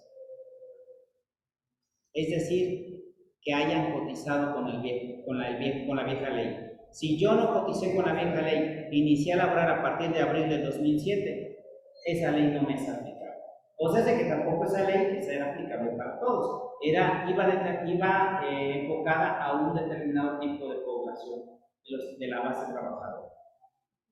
Y en el reto 11 hablamos de la jubilación digna. ¿Qué significa la jubilación digna, compañeros? Pues una jubilación que por lo menos me cumpla con las necesidades básicas para sobrevivir. Y en ese sentido, digo, ustedes tienen muchas prestaciones, pero yo, como abogado, que ya veo más a los jubilados, les puedo decir que para mí la mejor fecha de la jubilación es el 1 de enero de cada año. El día que ustedes se vayan a jubilar, háganme caso. Traten de que que nazca la jubilación el 1 de enero de cada año. ¿Y por qué? Por una sencilla razón. La pensión nace no con el último sueldo, porque eso también genera confusión. Nace con el sueldo promedio del último año de trabajo. Si yo me jubilo, imagínense, un 1 de agosto, un 1 de julio, que son los peores meses para la jubilación, cuando el ISSSTE me hace la suma de mis aportaciones o de mis años cotizados con la hoja única de servicios que me da mi dependencia, en este caso la UNAM, 6 meses me van a dar con el sueldo de hoy, que hoy gano 29,000 pesos, por ejemplo. Pero el año pasado ganaba 27,500. Entonces me van a hacer suma de 6 meses por 27,500 pesos y 6 meses una cifra que quieran, 28,000 y el año anterior de 25,500. Cuando hacen la suma y luego la división, yo el proceso me lo sé muy bien, lo hacen por 360. El resultado de esa operación es como nace mi cuota diaria de pensión. Entonces, si mi pensión ya estaba media mal pagada, digo, mi sueldo no estaba tan bien pagado, y luego me estoy yendo en un mes malo, va a bajar mi pensión. Solamente a mí no me afectaría, bueno, hasta a todos les afecta, hasta los del tope salarial, porque les aplican el tope salarial de este año con el tope salarial del año pasado. Ojo, ¿no? Entonces, a todos les afecta, a todos les afecta. Si yo me voy en cualquier mes que no sea enero. Me lo dividen en 360 y los últimos 5 días, o que no me están pagando, me lo pagan en julio de cada año, ya como jubilado. Por eso son 360, porque hay años que son bisiestos, entonces se pagan más esos años que son bisiestos. Los que no son bisiestos se pagan solamente 5 años en el mes de julio. Entonces les decía, para mí el mejor día para irme como jubilado, que sea el 1 de enero, señores. Es mi recomendación. ¿Por qué? Porque me van a tomar solamente una sola cifra, que es del año pasado o del mismo año 2000, el tope máximo del año 2023. Si yo me jubilo el 1 de enero, me van a dar el tope del año 2023. Si yo me jubilo el 31 de diciembre del 2022, me dieron el tope del año 2022. Un día de diferencia hacen más de 3,000 pesos mensuales. Vale. Otro. Perdón, ¿ya? ¿Tenemos el tiempo? Ya tenemos el tiempo. No, estamos en tiempo. No, ya son 9 minutos para terminar. Ok, perdón. Híjole, es que me faltan. Bueno, rapidísimo. Podemos también demandar ahí, habría que checar en la UNAM. Estoy haciendo un proyecto para los trabajadores en activo, donde podemos reclamar lo que yo gano hoy le digo a Recursos Humanos, oye UNAM, yo quiero que me pagues los conceptos que no se cotizan para la jubilación. Y esa negativa, si bien es cierto va a ser negativa, no voy a demandar a mi fuente de trabajo, no voy a demandar a la UNAM, ya siendo jubilado ya puedo demandar al ISSSTE. Estas percepciones que ustedes dejan de cotizar al ISSSTE implica a veces hasta el 30 o 40% de los ingresos totales del sueldo que ustedes hoy perciben. Por eso mucha gente no se quiere jubilar, porque va a ganar menos siendo jubilados haciendo trabajador en activo, porque muchas prestaciones se dejan de cotizar. Ejemplo, en la Secretaría de Hacienda hablamos de compensación garantizada. En la Secretaría de Educación Pública hablamos de apoyo curricular o apoyo didáctico.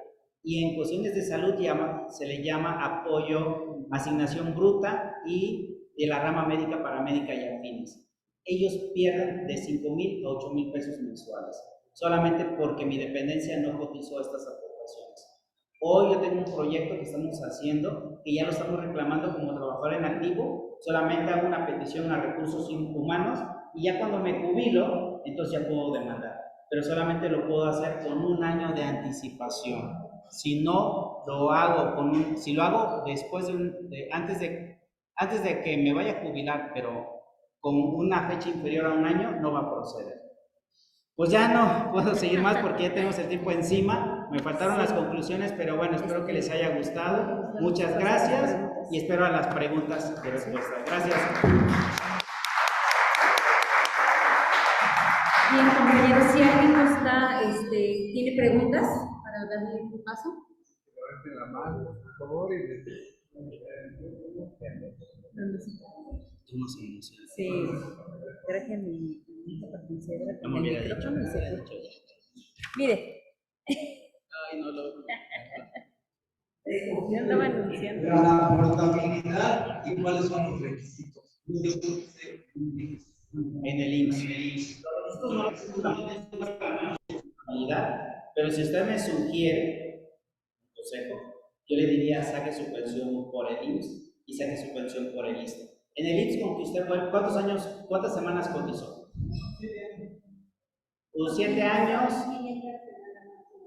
Usted me imagino que cotizó con la vieja ley, la ley del 73, que me decía 500 semanas, porque la nueva ley, la que estamos la mayoría, entre ellos yo, nos pide 1250 semanas, pero ya con López Obrador se va a venir a reducir a 750. Si usted reactiva, es muy bonito esa ley, porque si yo reactivo mis aportaciones, al rato hago la modalidad 40, y puedo tener pensiones muy altas, pero yo tengo que hacer mis aportaciones. Yo soy de la idea que reactive sus derechos para que pueda. Es mejor, ¿eh? Sí, y hacer sus aportaciones, porque le dan un mínimo. Yo puedo hacer la portabilidad, sí, de lo que yo coticé en el IMSS para el ISSSTE, ni se toma en cuenta. Es una miseria. Yo sugiero eso. ¿Sí? Ya si quiere con calma, le puedo dar los requisitos, pero yo sugiero mejor reactive sus derechos en el IMSS y le ven mejor. Aquí, adelante, por favor. Yo nomás tengo una duda para que sea procedente que la jubilación entre el 1 de enero, como usted lo menciona, cuando empezar a hacer los trámites. Híjole, como es una cuestión, no sé si cuando yo no conozco bien cómo es, pero creo que por lo menos en la SEP son 3 meses con anticipación, 3 meses. Pero no sé, ahí habría que ser, es más perfecto. Sí, en esta cuestión de la situación de Stunam, si nos puede también apoyar con esa información el secretario de Carrera Académica, Agustín Lascano Bravo, que nos acompaña el día de hoy, y aprovecho para hacer el agradecimiento al compañero Agustín Lascano Bravo y al compañero Juan Manuel Zurrosa de la Comisión de Capacitación del Stunam, el habernos pues apoyado con la constancia para el ponente por parte de Stunam. Muchísimas gracias a los compañeros, gracias por su presencia y lo que puedan también ustedes, si gustan, aportar el comentario y atender también a la duda del compañero. Agustín, si le cedemos la palabra.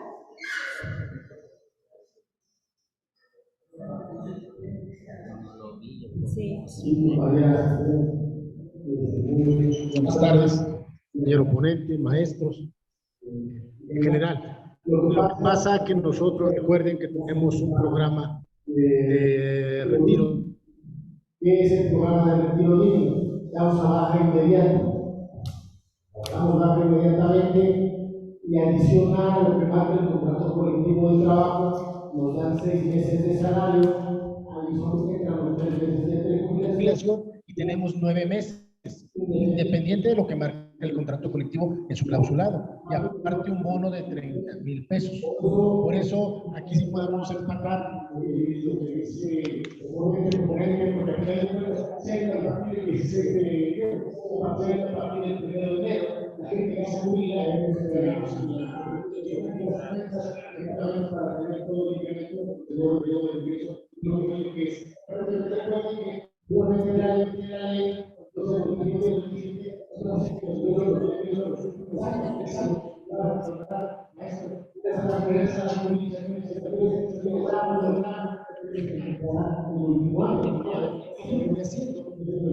Pero precisamente porque nosotros usamos gas inmediato.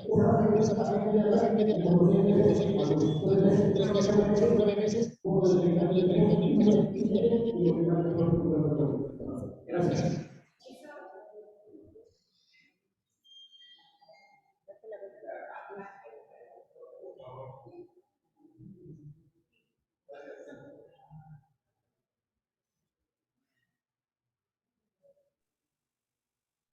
Me quedé un poco enojada con todo lo que nos dijo por lo que representa su información para nuestro presente y nuestro futuro como trabajadores. Sin embargo, reconozco que en el 2007, cuando se dio todo este movimiento de este cambio de cuentas, nuestro sindicato en general sí nos informó bien. La mayoría nos quedamos en el 10º transitorio. Nos quedó claro que a partir del 2007 la contratación iba a ser obligatoria la cuenta individual. Pero de ahí a acá, sin que suene como cuestionamiento al sindicato, me pregunto, ¿qué está pasando con el ánimo de la lucha social? Porque no nada más fue el imbécil de Calderón, Peña Nieto, o el otro ignorante este burro de las botas. Y usted dijo ahorita algo bien importante. Le recuerda a López Obrador a Salinas de Gortari. Coincido en lo estratega. No, el otro lo usó para mal, para perjudicar, inteligentemente, porque lo supo hacer.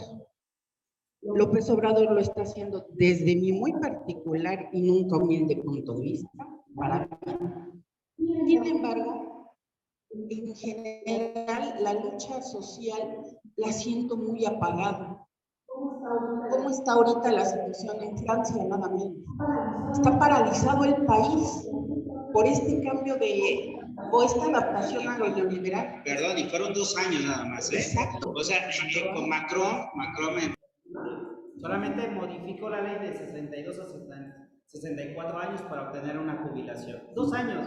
Y hicieron un desmauser allá. Aquí nos han aplicado mucho y estamos... Solamente la del 2007 que sí hubo movilización, pero ahí afuera estamos dormidos. El problema es que usted también mencionó a estas generaciones nuevas del 2007 para acá, están totalmente pasivas y estirando la mano. Los que luchamos cuando el inicio del sindicato y todo este rollo, tenemos hasta cicatrices en el cuerpo de caídas, de ataques, de mucha, de verdad, sangre. Como decía usted, lo que estamos disfrutando hoy es por la ascendencia. Siento que los descendientes están en riesgo de perderlo. Y me preocupa porque, bueno, todos tenemos, la mayoría tenemos hijos, tendremos nietos. El trabajo en la UNAM es como un patrimonio familiar, etcétera. Suena utópico lo que usted dice de estas iniciativas de ley y mi pregunta va de eso. Estas iniciativas que usted mencionó, ¿son por medio de qué partido o de dónde es nada más el bufete independiente o cómo funciona esto? Porque aparte de la información que nos va a hacer favor de dejarnos, podemos organizarnos de algún modo, la mayoría de las personas que estamos por jubilarnos, pero que por paquete nos pueda ayudar y garantizar que a la hora de jubilarnos nos vayamos con el 100%. Gracias. Sí, ¿quién más? ¿Alguien más levantó la mano para preguntar? ¿Quién más? Bueno. Bueno, pues entonces damos paso a finalizar la reunión. Muchas gracias por su asistencia. Creo que el tema, como lo ven, es de interés. ¿Tienes otra duda? Okay. Bueno, su servidor, como lo dije, soy asesor jurídico de más de 16 asociaciones a nivel nacional de jubilados. Yo creé una asociación nacional de puros jubilados. A través de esta asociación hemos presentado las iniciativas de ley y realmente pues, agarramos a los diputados que creemos que son afines a la lucha social. y han sido, por la verdad, la mayoría son de izquierda, ¿sí? O sea, estamos hablando hoy actualmente de Morena y de PT, pero realmente tampoco hemos llegado a buen puerto con ellos. ¿Por qué? Porque al final quien decide es el presidente. Si el presidente dice no pasa la iniciativa de ley, aunque pase en la Cámara de Diputados, simplemente no se publica o puede ser vetada por el mismo presidente. Es una parte del proceso legislativo. O sea, el presidente al final tiene la última decisión sobre las iniciativas de ley que son aprobadas. En ese sentido, el presidente ha dicho que no hay presupuesto que alcance para ninguna iniciativa de ley que afecte, ¿sí? Sobre todo a lo que ellos ya determinaron. Y para ellos, pues 1.8 billones de pesos designados solamente para seguridad social, para ellos es muchísimo dinero. Entonces, las iniciativas de ley que hemos presentado sí tienen un impacto económico, pero pues no hemos ido mucho ahí. Pero ha sido a partir de ahí que hemos buscado, pues yo soy asesor, me buscan los diputados del PAN, he tenido entrevistas con diferentes diputados, pero yo los asesoro sin costo alguno, porque a mí me encanta hacer iniciativas de ley. Y como soy asesor de varias asociaciones, realmente lo hago más por ellos, porque yo sé que si yo genero iniciativas de ley en beneficio de ahora sí que mis agremiados, pues yo sé que voy a tener una ganancia con ellos. Y en consecuencia es para ustedes también, ¿no? Porque ustedes, como trabajadores en activo, cuando lleguen a ser jubilados, pues gozarán de eso que estamos buscando lograr. Lo que siempre he dicho es que los trabajadores han estado apagados. Eso lo he dicho con mis jubilados, que ellos no saben a lo que se van a enfrentar. Por ello, para mí era muy importante estar hoy con ustedes, para que ustedes supieran más o menos el escenario que está allá afuera, porque cuando están parados ustedes aquí, pues no ven lo que está pasando allá. Ya hasta cuando están allá se dan cuenta de la verdadera situación. Para mí era muy importante, la verdad, el día de hoy, porque sé que algo puedo dejar, alguna semillita puedo dejar aquí entre ustedes, ¿no? ¿Y cómo lo podríamos Ahorita no del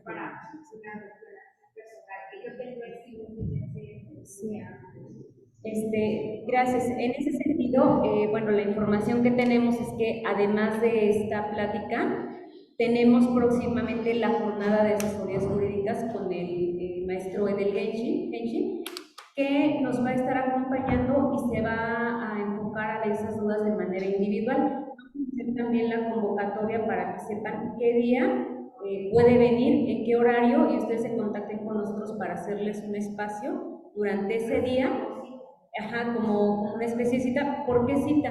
Para que ustedes puedan venir en el horario que más les acomoda, porque a veces tienen actividades que hacer, entonces requieren nada más de algunos minutos para que puedan asistir y se les va a dar esa atención personalizada.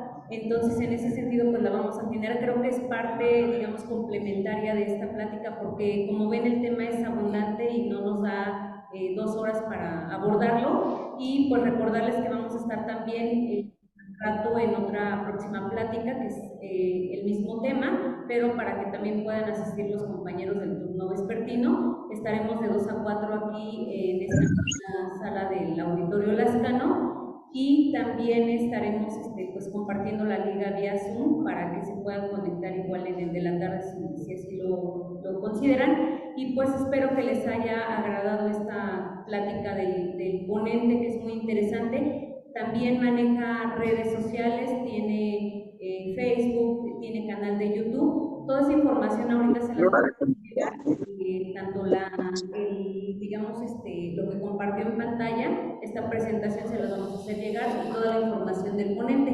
Y bueno, pues procedemos a hacerle la entrega de constancia al ponente, y pues muchas gracias por habernos acompañado. Gracias. Gracias por todo. Es por la confianza.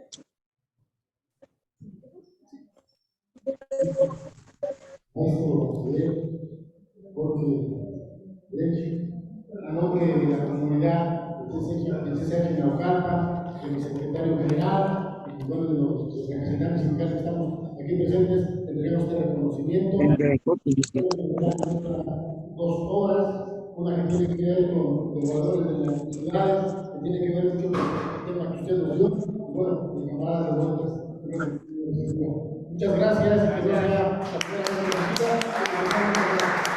En nombre del Sindicato de Trabajadores de la Universidad Nacional de México, le damos las gracias que tenemos. Para terminar, un México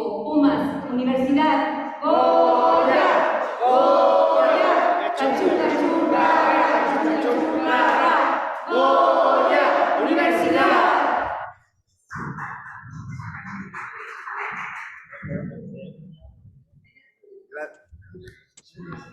Muchas gracias aquí los que nos acompañaron por Zoom. A las 2 esta plática se volverá a dar y próximamente también esta plática la pondremos en las redes sociales. Un abrazo, gracias.